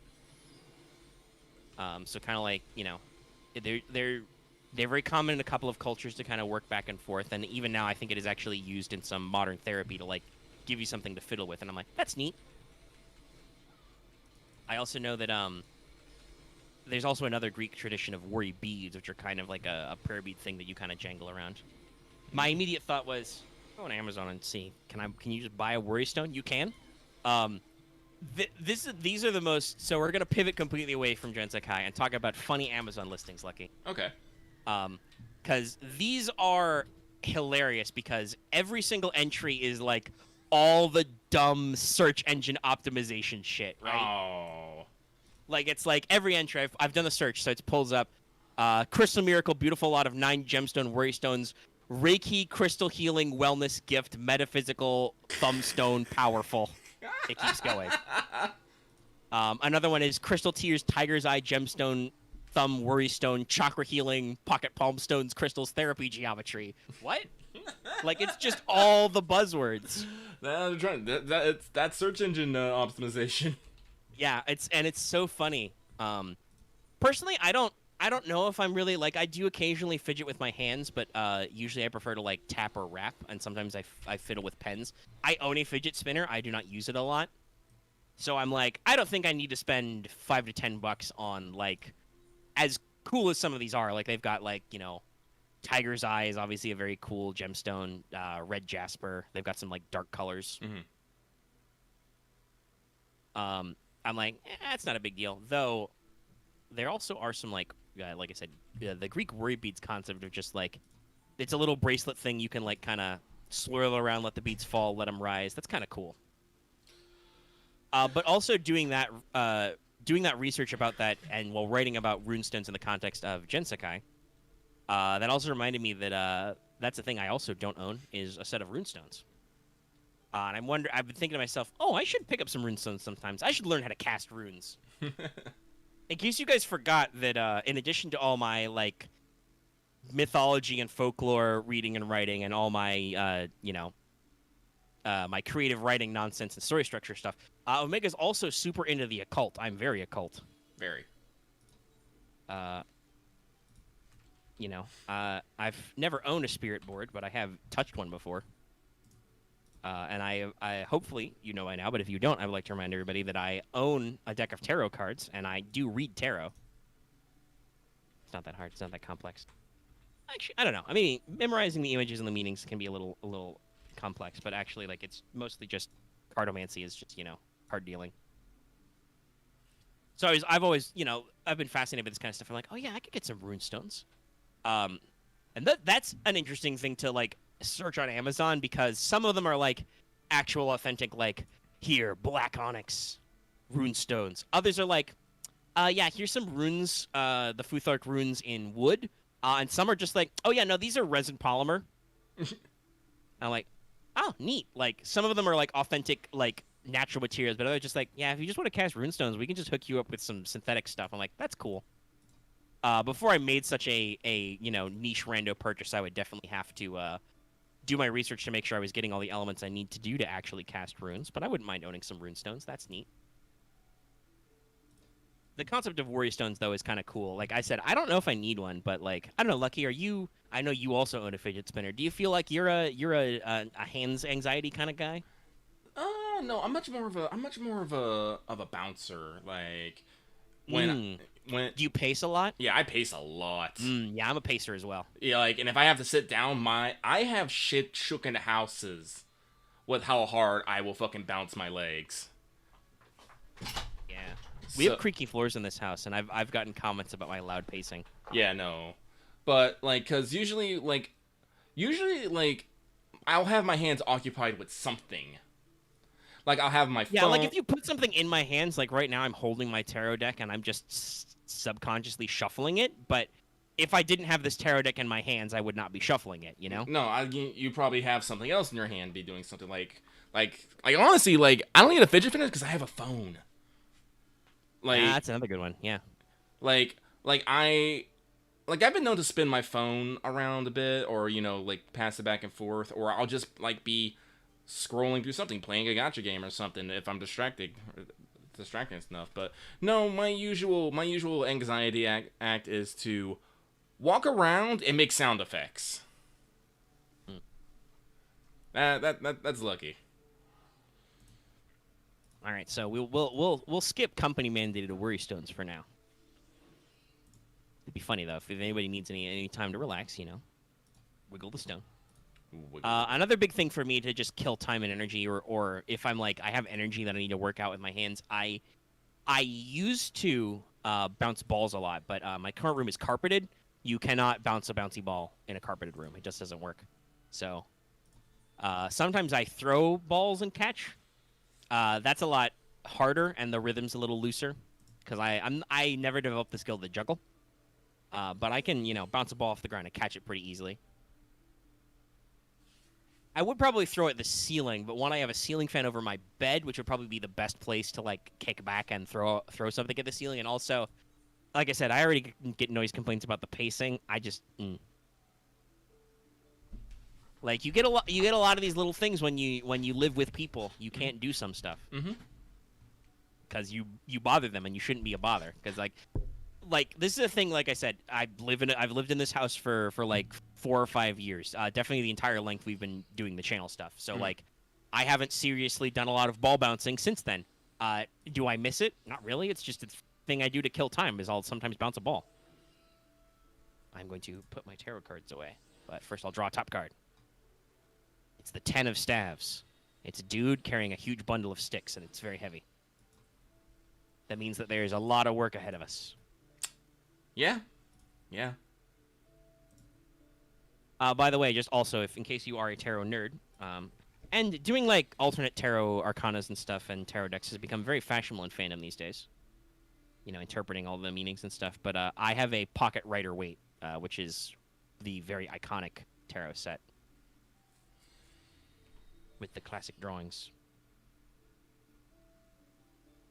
But yeah, so who knows? Maybe I will buy some runestones sometime and categorize my trip through learning how to do that. I've been debating whether or not I need to get a separate a new external storage for my PS5. Really? Because they did a recent update where you can do USB storage now. Oh, okay. I think I'm going to be satisfied because so you can transfer the data of PS5 games onto USB storage, but it has to transfer back because it's designed to run on the SSD. Mm. So you need to get a separate external SSD, which is expensive still. Still a little pricey. But what I just did for now was I just hooked up my 1 TB I had for my PS4 to my PS5, and that's perfectly fine. Mm-hmm. I deleted a couple of old PS4 games I'm not likely to play anytime soon on my PS5. Mostly I just stack in some stuff. And the only game I didn't move off my PS5 hard drive to my other thing because I didn't realize it wasn't... because I didn't want to take up too much space was Cyberpunk, because even on the PS4 version, that's still like 100 gigs, and I'm like, okay, we don't need to move that. I've got to put Mass Effect somewhere when I finally get around to that, after all. Eventually. Which, by the way, Mass Effect Legendary Collection does say on the back, minimum 100 gigs, so I'm like, yep, no, I'll need that space. Jeez, okay. It's 3 Mass Effect games, guys. I guess that's fair. Also with rumors that they may be bringing multiplayer back. I'm super hype. Do it! We can talk about some other video game bits and bobs. So, speaking of PS5 and PS4 upgrades, actually, yeah, I should finish that story. So I was looking at external storage drives and thinking about going to 2 TBs for my PS5, but I think I'll save that for later. But that means that since we've gotten our Daddy Google Bucks payment this month, as soon as that clears my bank and everything's been firmly divided, I may or may not have some free cash to throw in on some stuff without anything immediately that I feel like I need to be getting. Like, next month there's a new Yu-Gi-Oh set I want to make sure to get squared away, but I can wait until closer to the end of the month because it's not until like the first or second week in June, so not a big deal. Mm-hmm. There's some singles I could buy, but I want to make sure my budget for other stuff is solidified first before I get something nice for me to throw in binders. But I don't really need more PS4 or PS5 games right now. I do kind of want to get that new Pokemon Snap, so I could get in there. But we'll see with some free stuff. And, like, I have some, some free time, like I said. And I can occasionally afford to be like, this looks neat. I'll buy me a stick of worry beads for $10, or I'll buy some rune stones and learn how to throw runes. Talking about, or way earlier, just different life experiences and interesting stuff. Mm-hmm. You pick up these little things. But yeah, so what I did pick up though from PS5 stuff was so Subnautica did get its PS5 upgrade for free. Yep. Unfortunately, and yes, there's an unfortunately here. It appears that the PS5 version and/or the PS4 version, whichever end needs to be coded this way, is not coded to import saves. Unfortunately. So basically, if we're going to stream Subnautica, we're going to have to start over. We're going to lose about 9 hours. Which last week, finding this out suddenly, like Monday afternoon, I was not ready to go for. And obviously people can say, oh, just continue on the PS4 version. Yeah, but they've given me the shiny new version, and I kind of want to show it off. So I am fairly certain there will be at least one more Subnautica stream. I think I will start it over with the PS5 version on next Monday and show that off for a few hours. It'll be a toss-up whether or not I go back to playing it long-term for the stream. I kind of still want to play the game and stuff, especially because we can get below 0, but I don't know if I'll do it on stream again. Mm. Talking about being self-conscious, I've discovered that once you get past the initial survival curve of Subnautica, I start to feel a little self-conscious to people watching me. So I don't know if that's a game I'm going to enjoyably stream all the way through again. Also, I feel a little bad for like making people sit through me like hitting story beats and stuff twice already, Yeah. But like I said, I do actually want to show off the new version. Like it's a new update, and I'm sure it'll be graphically very pretty because these updates usually are. But and apparently this is a thing that is game-wide size. Somebody who's in chat right now, Legendary, he's talked about he recently got a PS5 and he had to port over some of his PS4 versions to PS5 versions, and it will usually tell you to mark the save as going for the PS5 version. And Subnautica just straight up doesn't have that feature. I even tried my workaround. I re-downloaded Subnautica on my PS4 where it never existed, and I downloaded the saves and then went to upload them, and there was no way to mark them as going onto PS5. So I'm like, I guess I've lost it. That's okay. That happens with these kind of games. So this means that this Monday I did throw out a kind of open-ended one. I got my copy of Mass Effect, still untouched by the way, but I did get my copy of Mass Effect a day earlier than Amazon predicted. They got it to me an extra day early. Still a little behind on the pre-order, but that's okay, Amazon. I'm sure you were busy. So I put up a poll. Do you guys want me to play like the first few hours of Mass Effect? Or are you guys okay with watching me do deck building and testing for progression? Which was very funny because actually we turned out not recording a progression episode this week. I've talked about this in other streams and stuff. Because several of our members were going to be busy on our day to do it, and when you're in only a 7-man deep format and you're down to like 5 guys, it's not the same as like one person missing, you know? Mm-hmm. You're like missing a whole matchup, and I was like, we'll skip it. Nobody's super excited. We'll skip it. We'll just do it another week.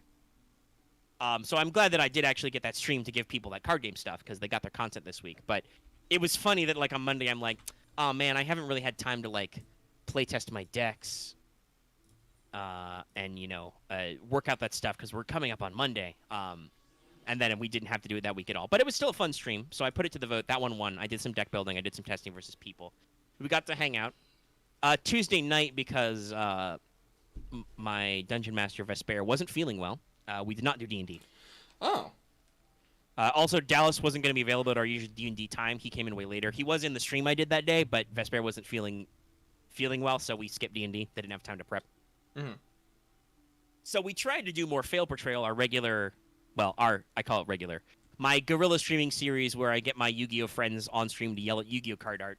We tried to stream that, but that was May 18th, the day YouTube broke. So eventually at some point, the stream was literally unwatchable on YouTube's end. The archive is perfectly fine. You should go back and check out that stream if you haven't. All of the archive end stuff, like my upload to YouTube, was perfectly fine. The YouTube viewing end, super fucked. Like... I haven't seen this go this bad in years. Lucky at one point I used a royalty-free YouTube video as background music, right? I put on some synthwave chill mix. It was very appropriate.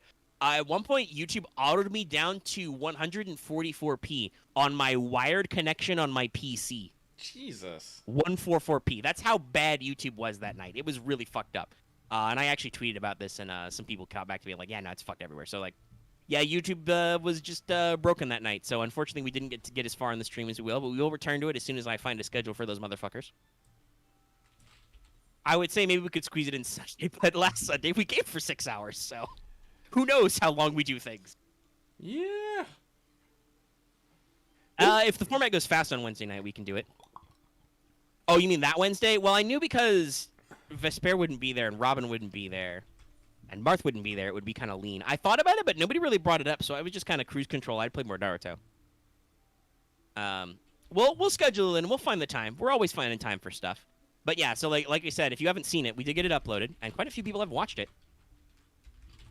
Well, I mean, I never know. Like, I don't want to go too ham on like roping people stuff in. I mean, I don't think it fully poisons the well, actually. Like you could have asked, do you want to do it tonight? That's okay.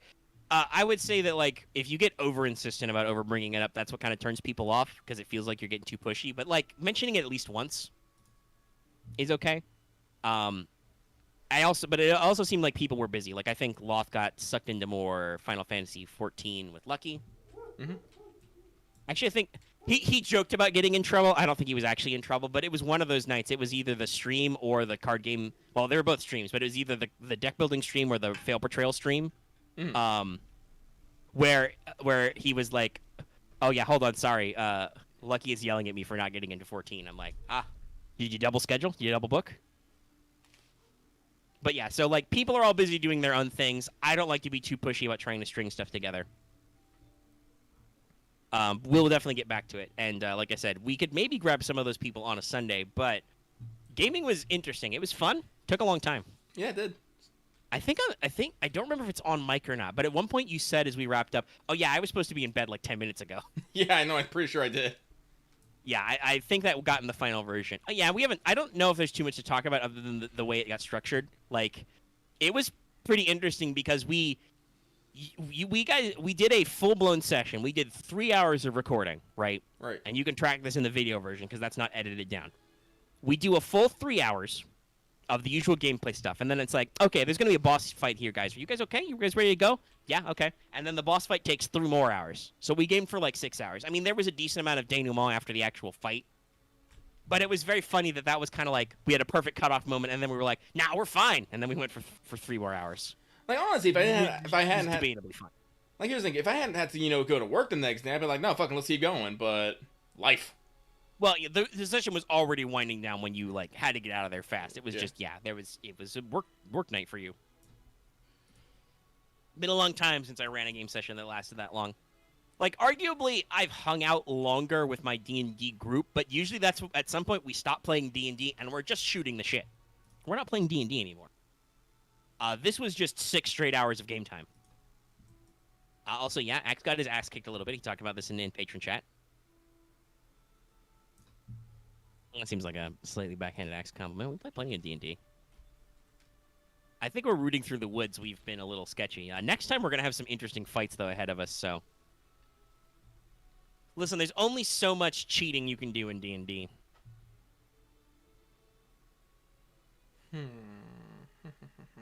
Especially if your game master has interesting encounters put up through your travels, which is very common. But yeah, so, as Axe said, he got his ass kicked a little bit. He did the thing where he went first and he drew a little bit of aggro. Well, yeah, so you say, I don't think you quote-unquote fucked up, but there was a time period where you took 2 maneuvers to get into position, I think. Or you took a true aim or something, and then you did a cool big shot, not at the boss. You didn't auto-target the boss, but you ran out there first, you went first, you wanted to get your chance, you did some damage, you attracted some attention, and then... Because you had gone first, all the NPC slots were after you, and I actually rolled decent on initiative. Like, I actually got some decent scores out of these guys. So we ended up with an alternating, like, after every PC turn, there was an NPC turn. Mm-hmm. So that meant that there were quite a few NPCs who got to clap back before all the players got themselves involved in the situation. So Axe's character, Camo, took some hits before he could get into cover, and then it just kind of, he's a high damage output character. Like, he's drawing a lot of aggro, and he's injured, so we keep on him, we put a little pressure on. And we got to see some fun stuff. You got to activate some of your buff abilities for the first time, or for the first time in a long time, I think this was the first time on camera you used Stand Firm. Mm-hmm. Fun ability to increase allies' wound and strain thresholds for a little bit, you know? Yep. I think it was very funny. I call it a boss fight, but I think the reason why it took so long was that you guys mostly ignored the boss. Well, yeah, there was a lot of other scary things there. Yeah, there was a decent tier of enemies. You guys had to fight more Magna Guards, which is that I think is one of the few cases of a stat line Fantasy Flight Games has designed that works perfectly for what it does. Yeah. The Magna Guards are Nemesis tier enemies who are designed to block up Jedi, basically.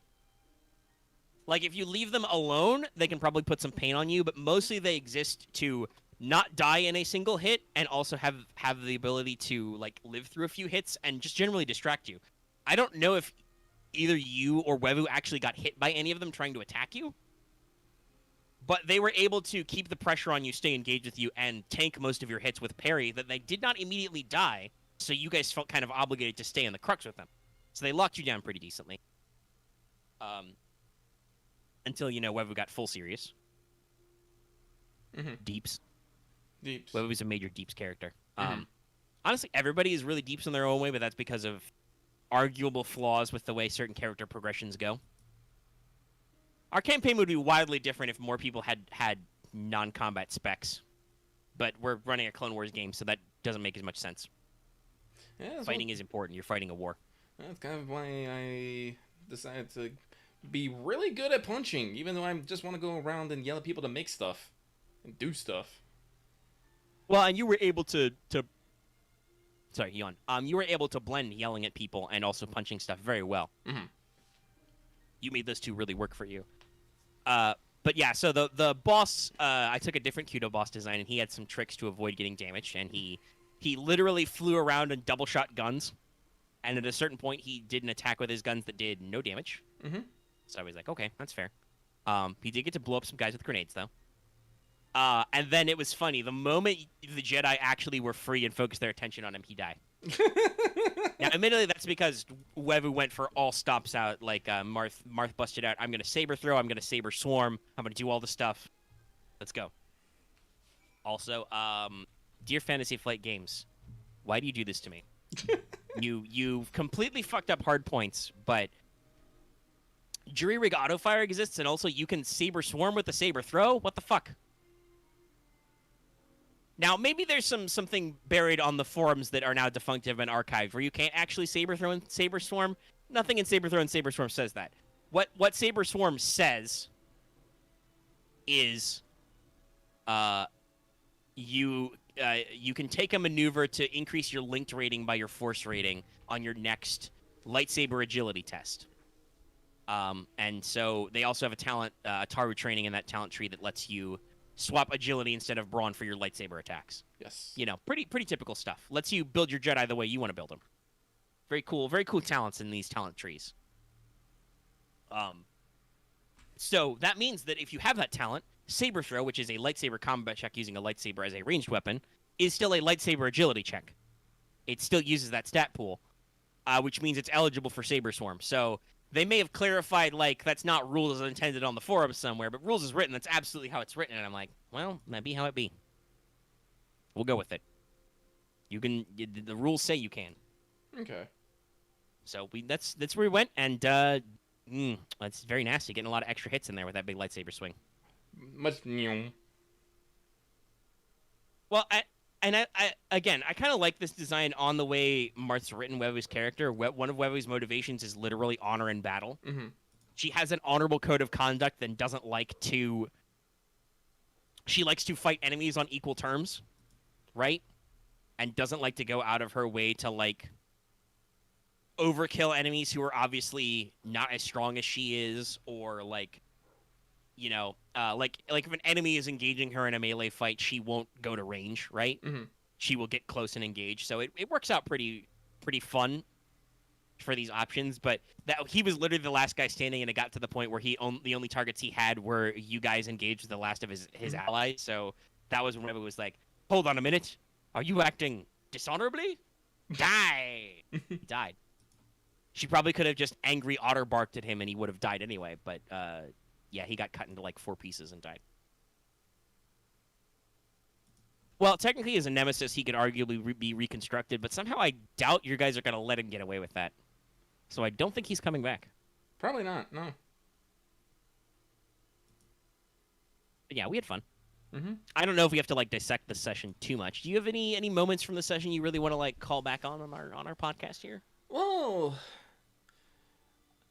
so one of the things that I bought the fucking duration power for Battle Med. And I used... Oh, when did I use it? I used it to basically for the entire battle, just give everyone who was within short of me just 3 success. And it's bloodily useful. It's really bloody useful. Yeah, the dice were all over the place They not really last night, were. but that night. Like, for both sides. Like, I was ping-ponging back and forth between, like, holy shit, I rolled, like, 4 successes at initiative on, like, 2 dice. Yeah. And then, like, I see. I appear to have hit you and done no damage. Great. So just massaging those successes and everything was really useful when you did it. I think you did it like the second round. Like the first round, you jumped in, you punched some Magna Guards, and then the second round, you were like, oh wait, hold on, my dudes are dying. Stand firm. Mm-hmm. And then it was like, oh wait, hold on, my dudes are still dying. Battle Med. Yeah. And the interesting thing about the battle med, especially when I do the thing, it takes up 3 of my I have to commit 3. It's not small. Yes. No.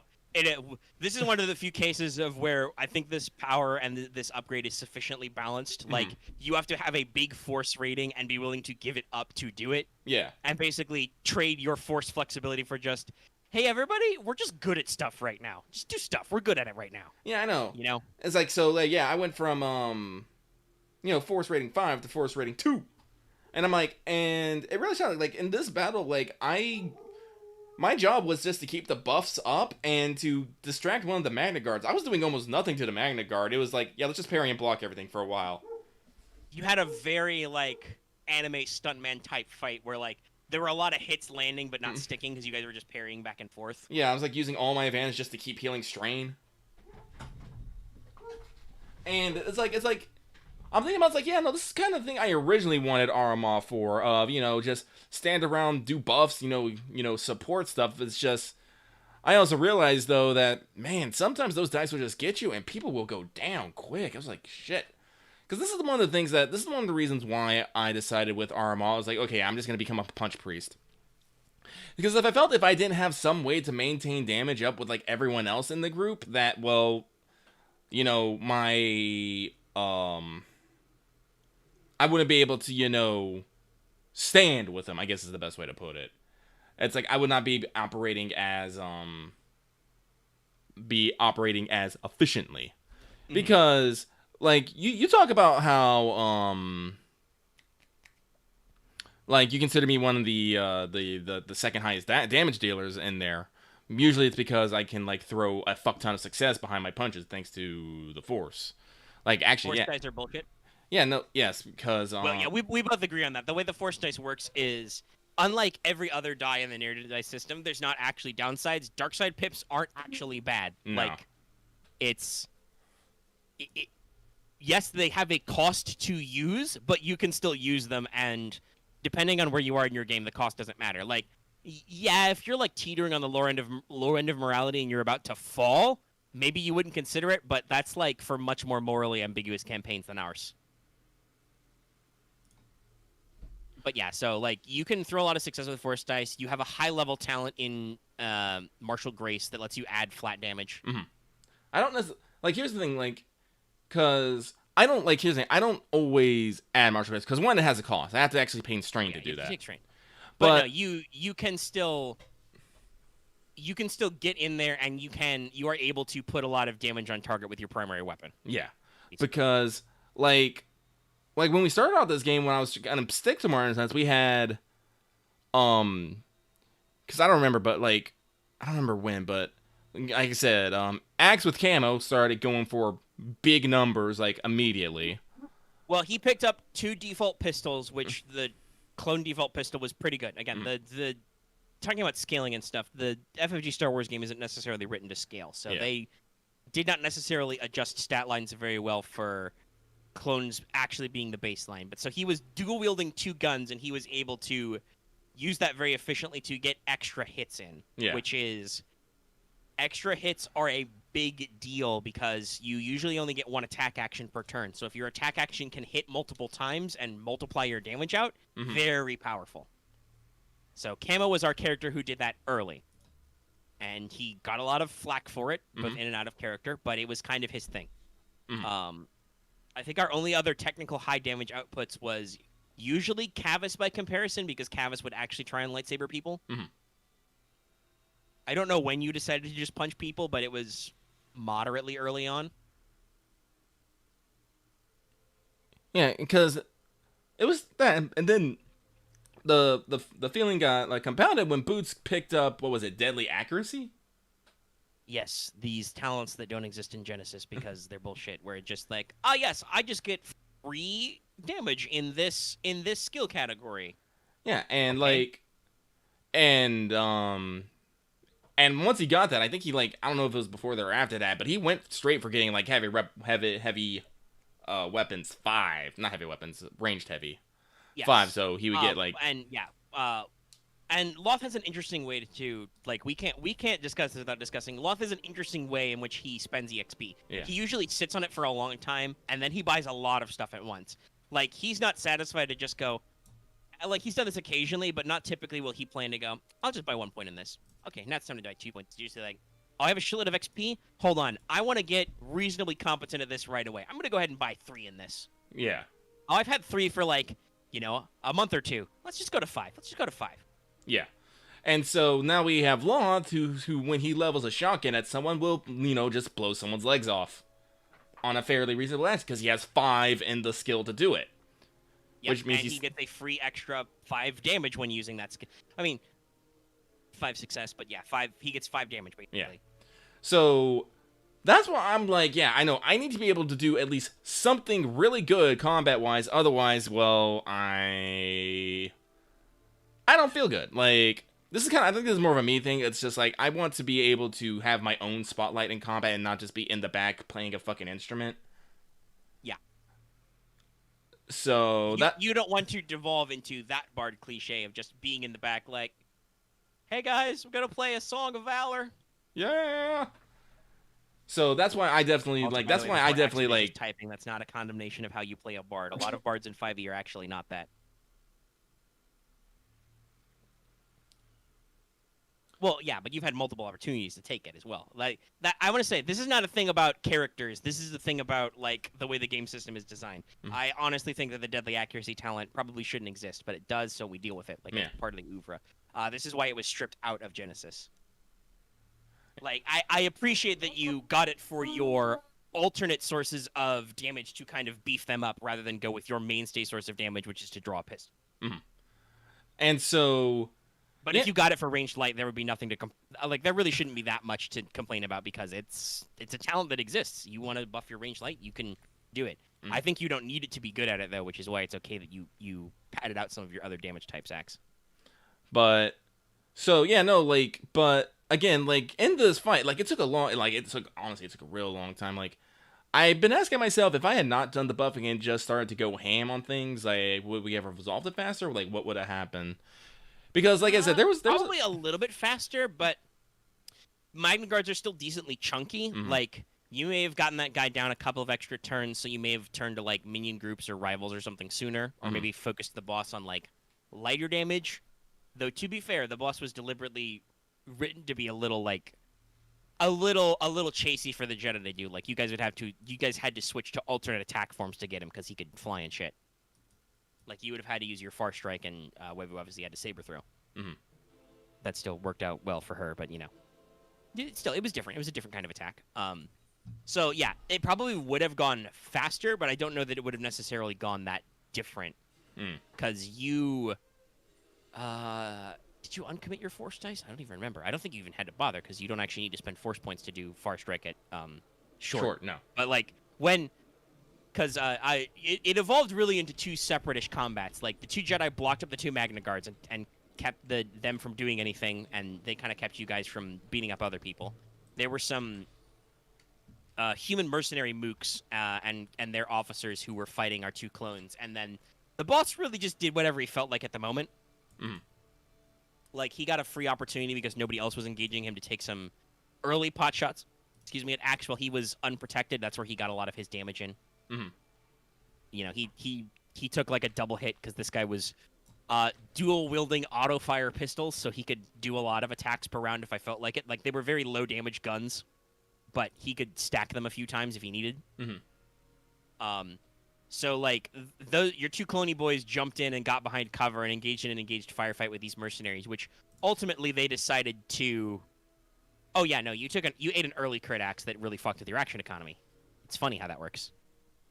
Yeah, you actually got to pick and you decided, oh, hamstrung is smaller, that's fine. And then you took the temp stat decrease anyway when you got hit in the face with something else later. But yeah, so...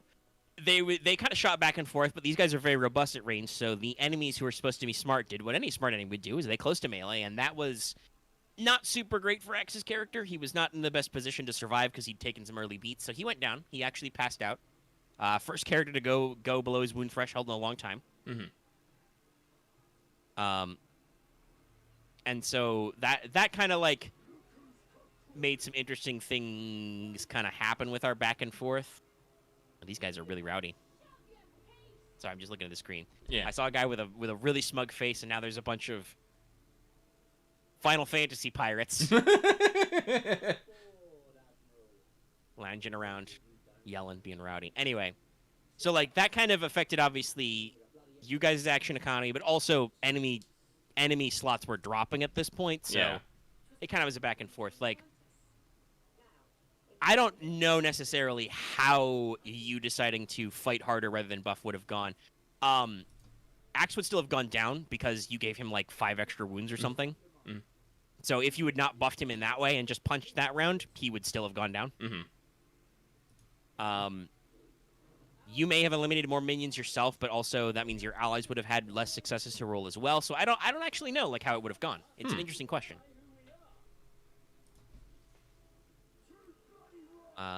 But kind of the result of that fight was you guys got to kind of take apart the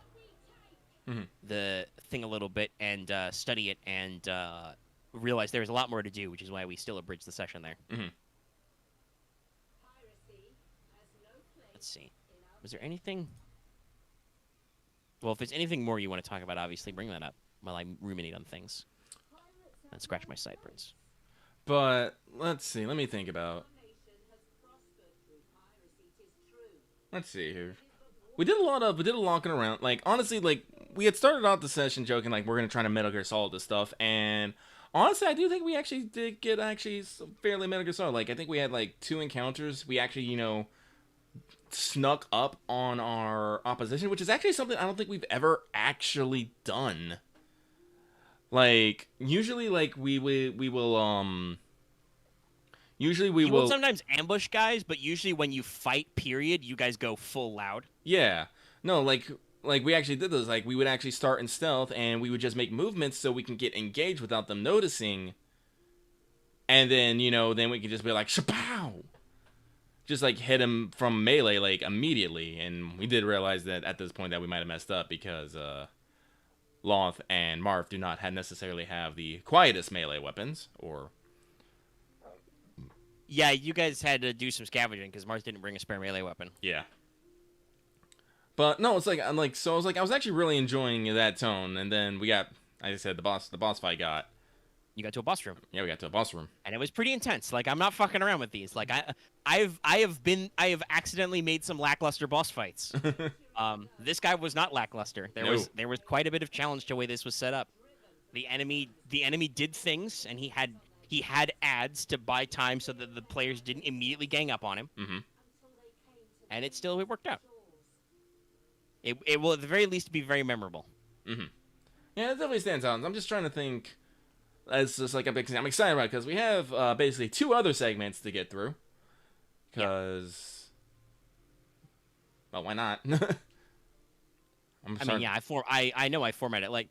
Obviously, there's in my rules that like I wrote in my notes like before we got heavier on the Metal Gear Solid, I was wondering if you guys would or would not be mass combating this. So like technically, you can roll this out as a mass combat and just by sending troops to take these zones. But yeah, I broke it up in a very almost video game map-esque way, up to including letter number codes, right? Mm-hmm. To just also for myself, but also because it's cool and on theme, and just kind of cycle through all this stuff. So like, yeah, you guys climbed a certain. Well, literally, you climbed up a mountain, but you guys cleared a certain section, and then you're like, oh, there's more sections. And they're very obvious. I'm like, yeah, no, we'll tell them about it. And you were like, ooh, we need to, like, look at these and, like, figure it out. Yeah, no, the only problem is I'm just worried about our resources. I guess is the best way to put it. Because, like I said, Axe got fucked up. Axe got real fucked up. Like, I don't know, like, necessarily how many more fights I want to drag that dude through, Yeah, he ate he took 2 stim packs over the course of this. So it's like, it's one of those things, because we're also in the interesting situation is we're in the middle of the night. Once the day happens, well, if we're still in there, we haven't accomplished, I think that's the time limit I'm playing. If we haven't finished this by day, we have to basically call in the cavalry and do this as a mass combat. You gotta scrub the mission or switch the mission parameters and go loud. Yeah. That seems fair. So this is the funny thing. I wrote this kind of open ended. You guys ended up being like, where will we go?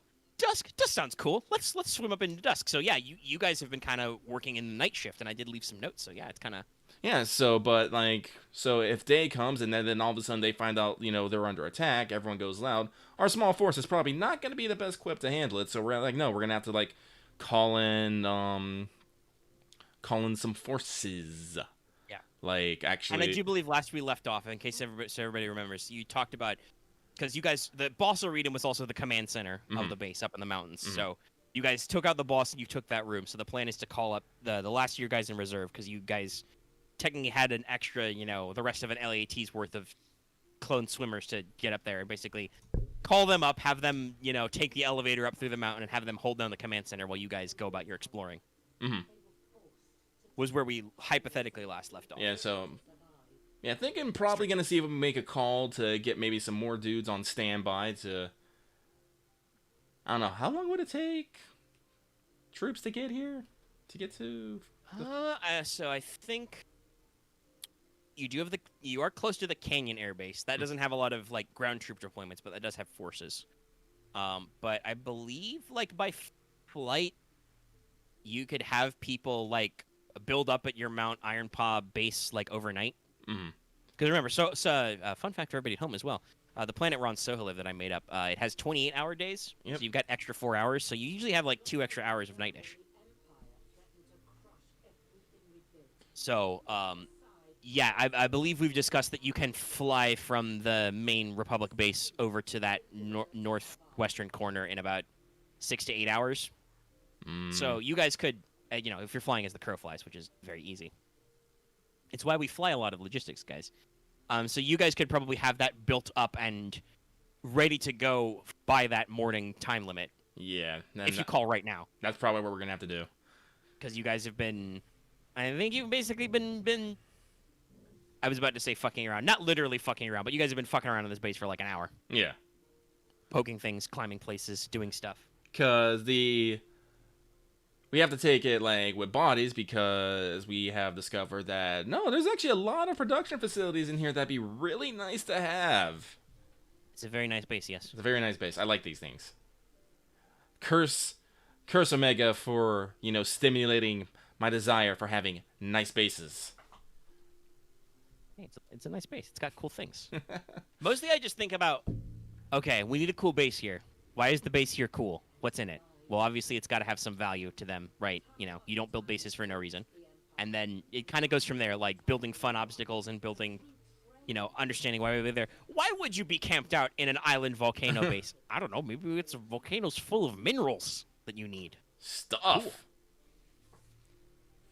Yeah, but it has the almost like you have a technologically advanced army that requires raw materials. Hey, Julie B. Welcome. So, yeah, no, it's like, I want this, because there's a chemical plant. I'm like, it'd be nice to be able to make some chemicals. I would love to make some chemicals. So in particular, you were especially interested because I called out that they were using it to produce some varieties of concrete, basically. Yeah. Like, that would really help in developing infrastructure and stuff and fortifications. It's like I'm trying to, turn this maybe into a nice place.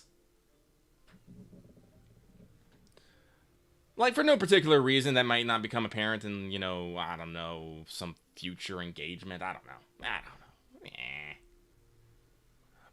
But, yeah. No, I don't think I necessarily have anything else to say about Star Wars.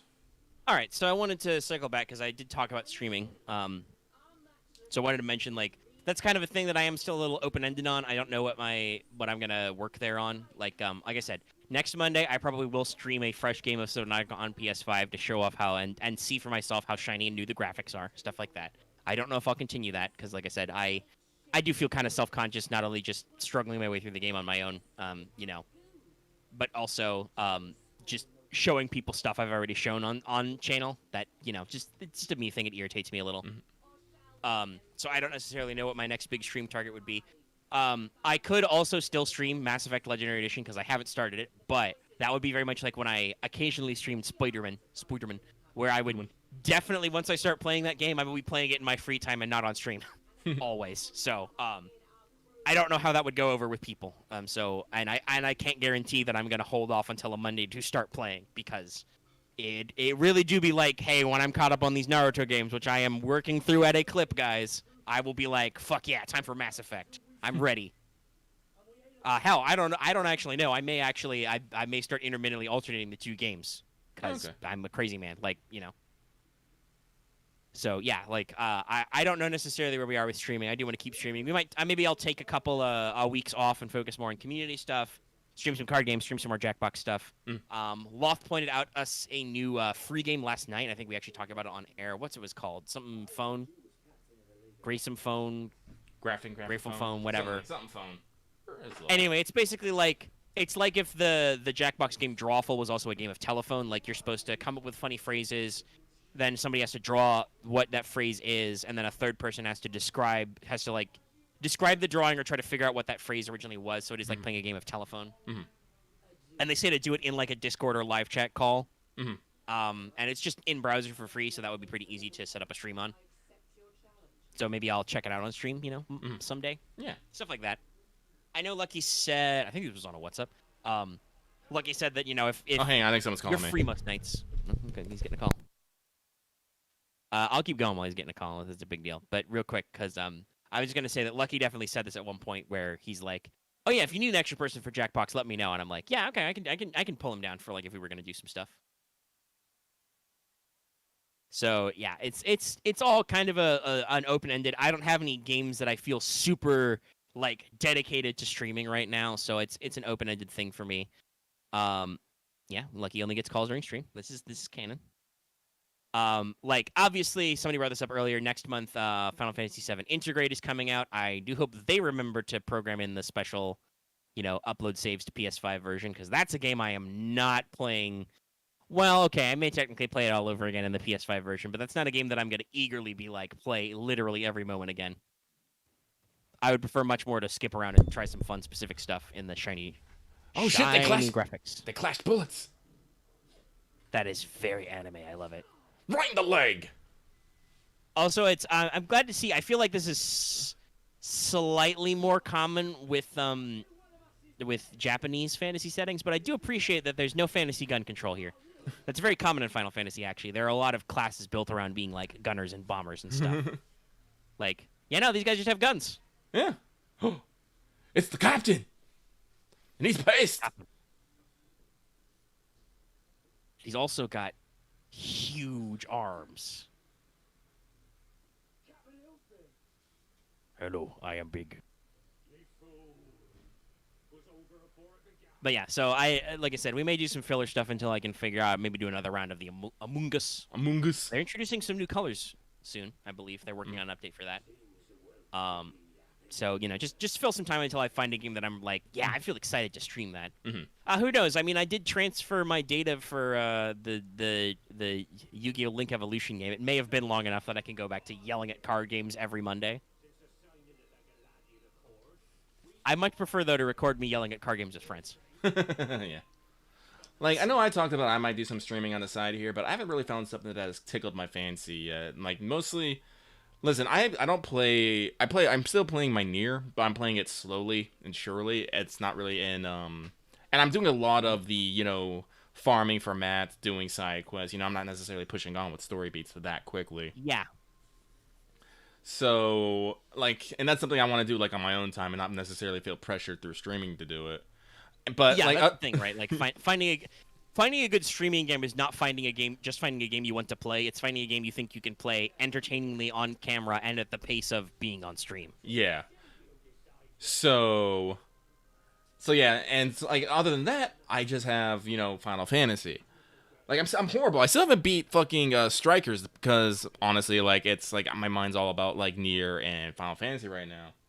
And I haven't been buying any other games. Like I could go back and maybe do more Sakuna of Rice and Ruin, but I'm like, I don't know if people were that interested in that, because finding a good streaming game is hard. If you don't have like if you don't have the audience necessarily there for you, you have to find the audience for the game. Like that's... Well, and a lot of these different games I think some are better in the quote unquote what's up format, right? Mm-hmm. Like doing them like that. Like you did Sakuna, I think, as a what's up bed. Which, yes, we talked about the game a little bit while you were playing it. We got some early thoughts, but also we were talking about other stuff. So, like, it becomes kind of a background filler, like the thing, you're working on right now. You're playing the game, you're doing stuff. Occasionally we stop and we gasp and we ooh and we ought, like a cutscene or whatever. Or occasionally we've yelled about people being dumb, but usually it's just kind of in the background, So I don't necessarily know if people would be there to jump in. I think that What's Up stream probably did okay, Yeah. I mean, we got 12 people in here. We got 5 likes. People are watching. But yeah, we got like 115 playbacks allegedly. I don't know if that will translate literally to like 115 views, but that seems about normal. It seems healthy, you know. Yeah. So it's like I've been trying to make sure to regularly include distinct thumbnails, not just change the number, but actually like do new graphics every time. So, hopefully there's something a little eye-catching.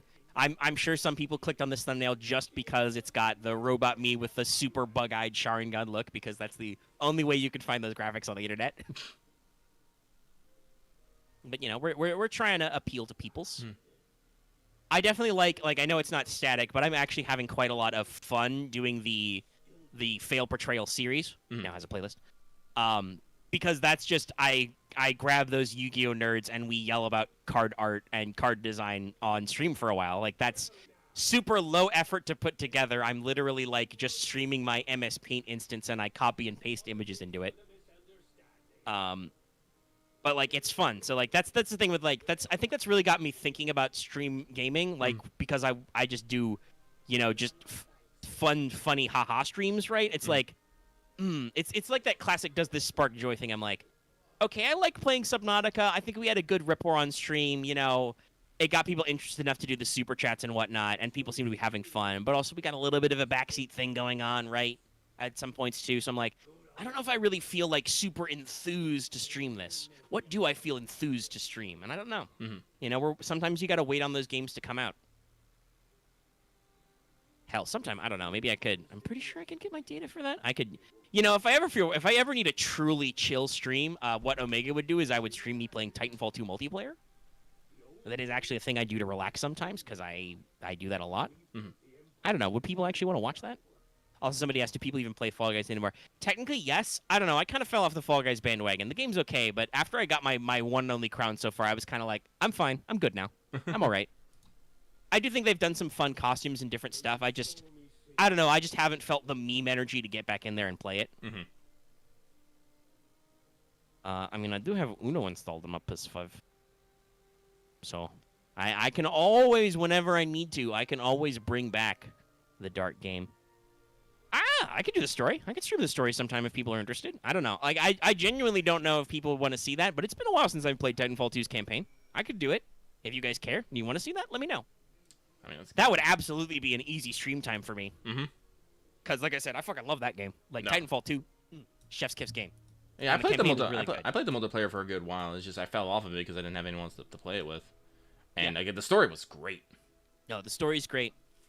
And just for me, it's a very tightly designed FPS that I feel comfortable playing the multiplayer on. And I've like prestiged a couple of times, so yeah, it's pretty good. Oh no, you're not gonna shock me or anything with it. Like, I've already played a lot. But no. It's a good game. I could do that. It just, again, the streaming relationship is not just a game I want to play, but a game I think people will be interested in watching. So you just gotta let me know how you feel about these things. Your input is important.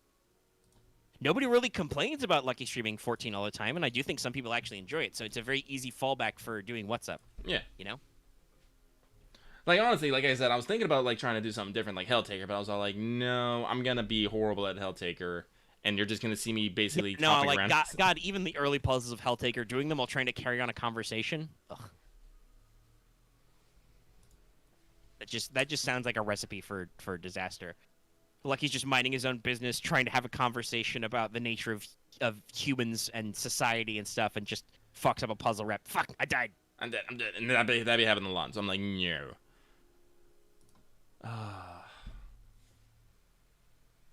There may be, not all of them, but there may be some other small little like games on Steam. Like I was reminded of a game. I was just, because I've been playing a lot of Naruto, I've been watching a lot of just rando YouTube videos to fill time occasionally, because there are a decent number of world map segments where you spend a lot of time walking, as I described. No fast travel, lots of walking. So I just at one point went through a lot of old different like Markiplier Let's Plays, and I was reminded of a game that is now out in full, but he played a demo called Death and Taxes, where you play a new Grim Reaper who has to decide who lives and who dies, in kind of a weird, unique, quirky art style. I think it's only like $12 on Steam. I could probably set that up to maybe stream, if you guys want more niche stuff. Just because that's also a really... I've talked about I really like the show Dead Like Me. Like, that's... new job Grim Reaper who dis kind of stuff always gets me. So that might be funny for like a single stream. Mm-hmm. I'll consider it. I should check on my Steam wishlist. It's been a little bit. And like I could obviously be like no problem could I stream now that I have purchased it the entire Jack collection. But I don't know if I want to stream that without like pulling in Lucky for a sesh. I don't know. I might want to have Lucky there. I might, if I get to Jack 2, I might definitely want to have Lucky there to take the wheel. Because, God, Jack 2. Sometimes you just got to take a break. Like honestly, like again, like we have the means to. Yeah, it's mostly just the scheduling. Yeah, and like I said, I am free most nights. It's just you just gotta let me know. Yeah, like I said, I don't necessarily want to commit to a Jack schedule. But we may bust that out and do that. Like I could probably play the OG Jack and Daxter: The Precursor Legacy blindfolded. Like I have beaten that game so many times. Hell, I'm good enough at that game. I can get the secret ending where you have 100 power cells without them telling me anymore. I can just get those power cells. It's Jack, especially Jack 2, but a little bit Jack 3 that are a little complex.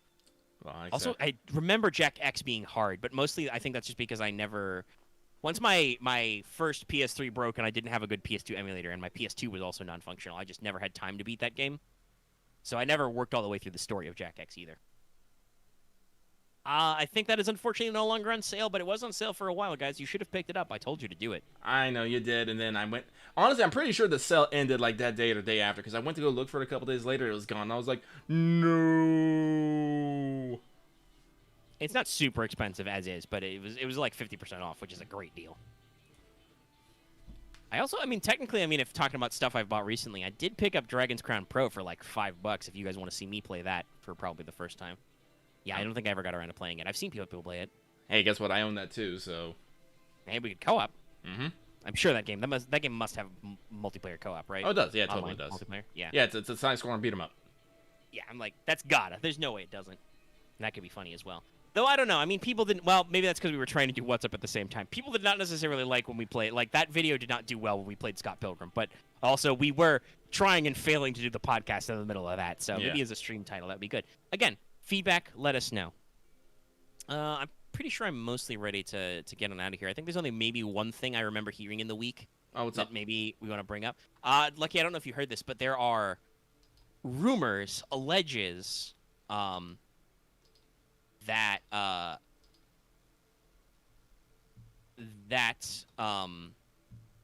Starfield, the space Bethesda game, is going to be Xbox and PC exclusive. Nothing hard confirmed yet.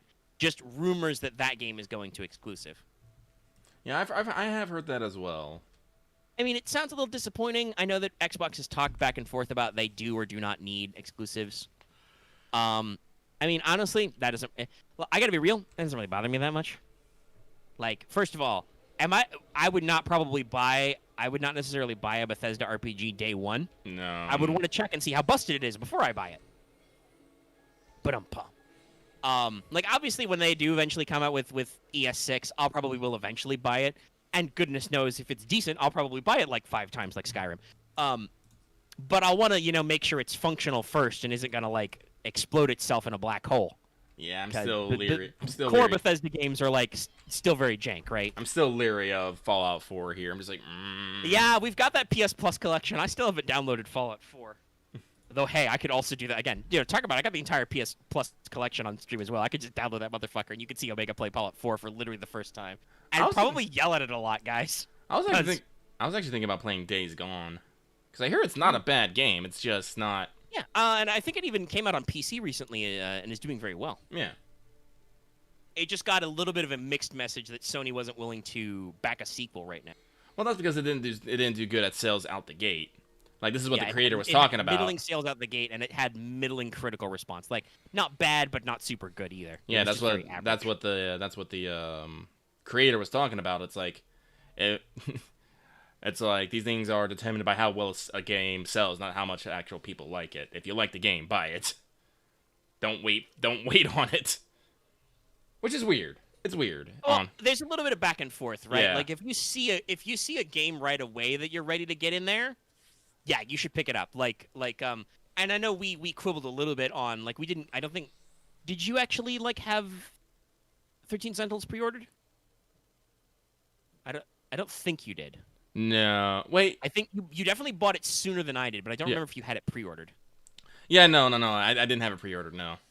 Like, I waited a little bit to buy because it was going, like, in and out of stock. Yeah. Like, I missed, I think, the first run of it at Amazon. So there's sometimes where you just miss opportunities, you know? Mm-hmm. But then there are games where I'm like, but I'm not, like, Returnal. Like, I don't think I want to buy Returnal until they do that mid-run save feature. Mm-hmm. Which I know they are working on. So I will, I'll see. I'm interested in that game, but I want to see. So, like, it's definitely a back and forth. And I do think there are a lot of games that, like, if you really do like this game, you should make sure to buy it soon, support it, tell other people to buy it, kind of a thing, spread the love. Yeah, like, honestly, the only reason that 13 Sentinels kind of flew on my wonder is because it wasn't necessarily I forgot about it, but I kind of forgot when it was coming out. Yeah, it had the unfortunate problem of being one of those PS4 games that was coming out right around PS5 time. Yeah, so it was just like, it skipped my notice. Because otherwise, I definitely would have got... shuffle a little, yeah. Yeah, got lost in the shuffle a little bit. But no, if I saw another Vanillaware game, like, I'm not as even, like... That's also probably why I didn't buy it right away, because I did actually buy a PS5, which was very expensive, so... Yeah, so it was just weird, but, like, no, when the next time I hear, like, a Vanillaware's game come out, I'm gonna be like, I'm there. I'm just gonna be like, slam it down, pre-order. What is it? I don't fucking care. It's Vanillaware. So... they're probably doing pretty good. Yeah, no, that's how I usually handle, like, a lot of pre-orders. Like, fuck, it was like fucking, Cyberpunk. Like, me and you both, like, we've talked about this at length. Like, neither one of us were expecting this game to be the second coming of Jesus, but we will definitely, like, are there... We picked up on what they were putting down, and we were into it. Yeah, so we're like, yeah, no, fuck it. And as we've talked, what we got out of it is like, yeah, no, it's worth it. I'm excited to see what they do in the future. I mean, hell, I think my pre-order was actually delayed a little bit too. Like, so I was like, yeah, no, fine. I got the day one patches and stuff, and like, when you put it in the PS5, it runs okay. Yeah. I'm still, every time I see Cyberpunk tweet, and usually it's just a dumb fact, like the fact that Victor is like richer than Bill Gates, because back in date, I'm like, is it an update? Oh, all right, well, that's cute, I guess. Mm-hmm. I'm glad they're still alive and like they have the good humor to tweet these things, but I'm like, will we get that action? Like, I'm eager for more Cyberpunk. Like, I'm still fired up about this. Mm-hmm. So it's just one of those, So it's just one of those things of like, actually, I don't even know where we're going with this fucking. What are all? Well, we were just talking about Days Gone and like buying games right when they come out and pre-ordering, which is something, we do very rarely. Like I did pre-order. I actually technically pre-ordered Mass Effect. I pre-ordered late, but I did pre-order because I was like, when does that game come out? Okay, I can afford to pay for it when it comes out. Yes, pre-order it because I'm like, I fucking know I'm gonna play it. Actually, did we get the English release date for fucking today's menu? Gohan? Yeah. We did get the English release date. It's still not until like, is it late June? Yeah, no. I was about to say like I should pre-order that. Yeah, that's one to put up there. That's a game we both want to play. I'll have to look into it and see if it's got an Amazon listing. It does not. Damn. Hate it. Hate to see it. Mm-hmm. Also, I want to throw this out there while I was double checking for other video game news, looking, and something caught my eye about exclusives. Because again, like Starfield, I feel a little saddened by this news because like I'm kind of like in the intermediate about how scummy or not scummy Microsoft might be about owning Bethesda. But also, it's a first party Bethesda title. Those are kind of like, you got to like wait those out and see what happens. Maybe if Starfield actually existed and I had like videos of it I could point to, I could be disappointed. But now I'm just like, fuck it, I'll probably play it on PC later or whatever. Like, here's the thing, because just trust me, Lucky loves space games. I do. I really, honestly do. I love space. Space is great, y'all. We love space. That's why, like, I enjoyed Mass Effect. I enjoyed Andromeda. I don't care what people says. I had fun with Andromeda. Just because it wasn't fucking Jesus' gift to the Earth doesn't mean it was a bad game. I actually, that's another thing I've mentioned. I think I'm gonna go back and actually play Andromeda after I do the trilogy again. Like, I think enough time has passed that I can be like, I'll check it out. It's probably cheap. I'll see what it's like for my own eyes. Mm-hmm. Like, I know people weren't happy, and I do know that there were some flaws with the game. Like, literally, they had problems with like the graphical team on some stuff. Oh yeah, no, I remember those phases. But it's been a while, so we'll see. We'll see what happens. I'll enjoy it myself. I mean, I'm used to having controversial opinions about Mass Effect. I'm sorry. I'm just like, I laugh at people laughing about faces. Then when I just point at Skyrim and just some of the glitches you get, I'm like, really? You ain't gonna yell about this, but yell about that? Most people, I think most people have just it's the conditioning thing, right? Most people are just conditioned that Bethesda's gonna release a game that half works, and just you're gonna suck it up because it's a Bethesda game and they're perfect time sinks. Mm-hmm. Whereas for BioWare and Mass Effect, that was a little like unusual. People are desensitized to Bethesda's fuck ups, but yeah. So like, Starfield probably gonna be cool. Don't know if I'm super bummed that it's allegedly even. This is still allegedly. The game doesn't even have a hard release date. It doesn't even have a trailer. It had a logo. It had a logo one E3 like 2 years ago. So like I don't feel super concerned about this. They could always decide to get in that deal later, and Papa Sony could be like, "Hello, yes, we hear you're going to do an exclusive. We will give you many millions of dollars to not do that. Goodbye." Well, because Doom is done by a subsidiary studio who hopefully should know better. I should play Doom Eternal. I really like to get in the original Doom really cheap, though. Anyway, the other news that I found, I dug up lucky, was that allegedly a leaker has leaked that Square and Final Fantasy are going to have another PS5 exclusive in addition to Final Fantasy 16, which will premiere at this E3. I do believe I remember hearing them talking about a game. I just can't remember what it was. Yeah, I don't know if we've got any hard and fast details on what it is. Some people are predicting a hard Part 2 announcement on Final Fantasy 7. Don't know if we're ready for that, though they will have just launched Intergrade and the DLC after that, so this would be a good time to announce at least. But yeah, I don't know. I don't know if they'll have them, but wasn't there another? I mean, Square Enix is going to be one of the few presentations I'm probably going to be pretty wired for when it comes to E3 because there's very little chance that they're not going to be talking about a majority of games that I would at least be casually interested in, let alone part of major series to give a shit about. Oh no, like today's menu is probably something that I will totally stream. I'm responding to thing. Cause no, yeah. It's probably gonna be a chill game that like I can probably pick up and put down easily. Yeah, and that's one of those things where I'm totally like, yeah, no, Lucky's probably gonna stream it. It's fine. Yeah. Like I'm excited, super excited, but yeah, no. Do I have any other necessary? Nope, nothing really. Okay, I'm okay with that. I think my voice is starting to die a little bit. Like he still needs to figure out how to hotwire his PS3 so I can stream on it, so I can start playing all these old PS2 games that never got we never really moved on from. Yeah, there's the HGCP. It's sad, but it makes sense. I talked about this like off camera with somebody where they were like talking about like how a pain in the butt it is to stream from various consoles and stuff. Like because you were talking about doing your watch party for like Heaven's Feel and be like, but I own my Blu-rays. I don't have a standalone Blu-ray player because you can't stream Blu-rays that you put on your PS5 because Sony is a media company and they're not idiots, right? Right. Like, talk all you want about freedom of owning product and able to recondition it. If you can freely like HDCP hook up a capture card to your DVD player, that's just asking for piracy and that's dumb. Like I'm not throwing any stones. I just think it's annoying. It's we accept it, but we're annoyed by it. So it's a pain in the butt. Yeah. So like the old PS3 has the HDCP built the fuck in. Yes, I've watched. I have watched like 3 episodes of VVA. I don't know how to actually pronounce it. It's good shit. I'm not really in necessarily a good state to talk about anime because I haven't actually caught up on my weekly anime right now. Yeah, I think I'm a little bit behind on My Hero because unfortunately this arc of My Hero is not super exciting. No, it's not. It's kind of cool because we get to see some characters do some fun stuff, but it's just. I think what they're going for is that it just worked out with the timing that this is a very relaxed arc. They can kind of softball before we move on to some heavy-hitting shit, as My Hero often does. But yeah, it's a little slow. I'm like, yeah, I don't really like. I think I saw the episode that I hadn't watched yet. It was just like 2 weeks ago. Is like Tets, and I'm like, all right, that's cool, but that's not gripping. It's not riveting. Haha. I'll catch up sometime. Sure.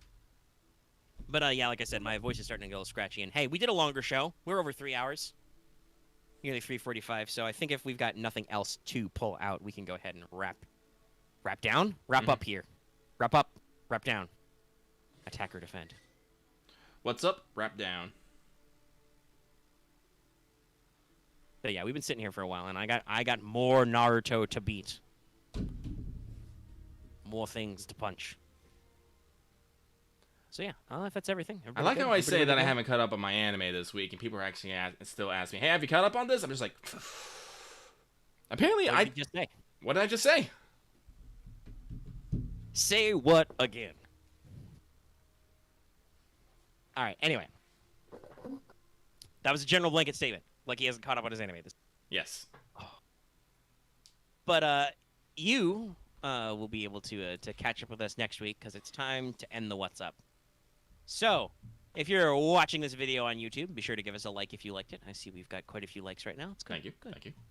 We could have a few more. There's 11 viewers and 7 likes. You could fix that problem. I'll wait. No, I won't actually. I'm gonna finish wrapping up the show. But be sure to consider hitting that like button. If you're new here and haven't already, please subscribe to our channel. We've actually started going back up in subs after YouTube has been cleaning out bots and stuff. So make sure to sub. We're close to 3K. It's cool. Carlos, thank you for the last-minute super chat. Thank you.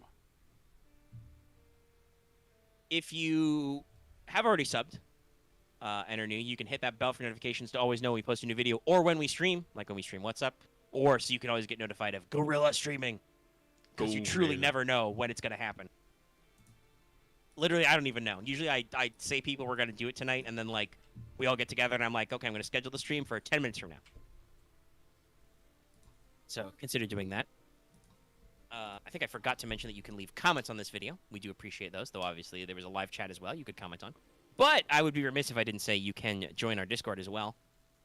That description always in that link, as always, is in the video description or on our channel page. And if it's not on the video description like right now, it will be later when I remember to include the link dump. Mm-hmm. And don't forget to consider joining our channel membership so you can get access to emotes, which you can spam in streams. Everybody, please, last-minute emo blitz right now. Emoji blitz with the emotes. I'll wait for the lag to catch up. That's always fun, though. It's like $1.99 a month. And the more people with memberships, the more emotes. Not in the Discord, you animal. You animal, man. The people at home can't see that. It's just for the patron Discord. But you've given me an excellent segue to remind everybody that you can support us on Patreon to get access to this episode in audio format for as little as $1 a month or $10 a year. And also get access to videos early, topic polls, etc. And it really helps us out. All right, that's everything. So it is time to end the video. Goodbye. Goodbye.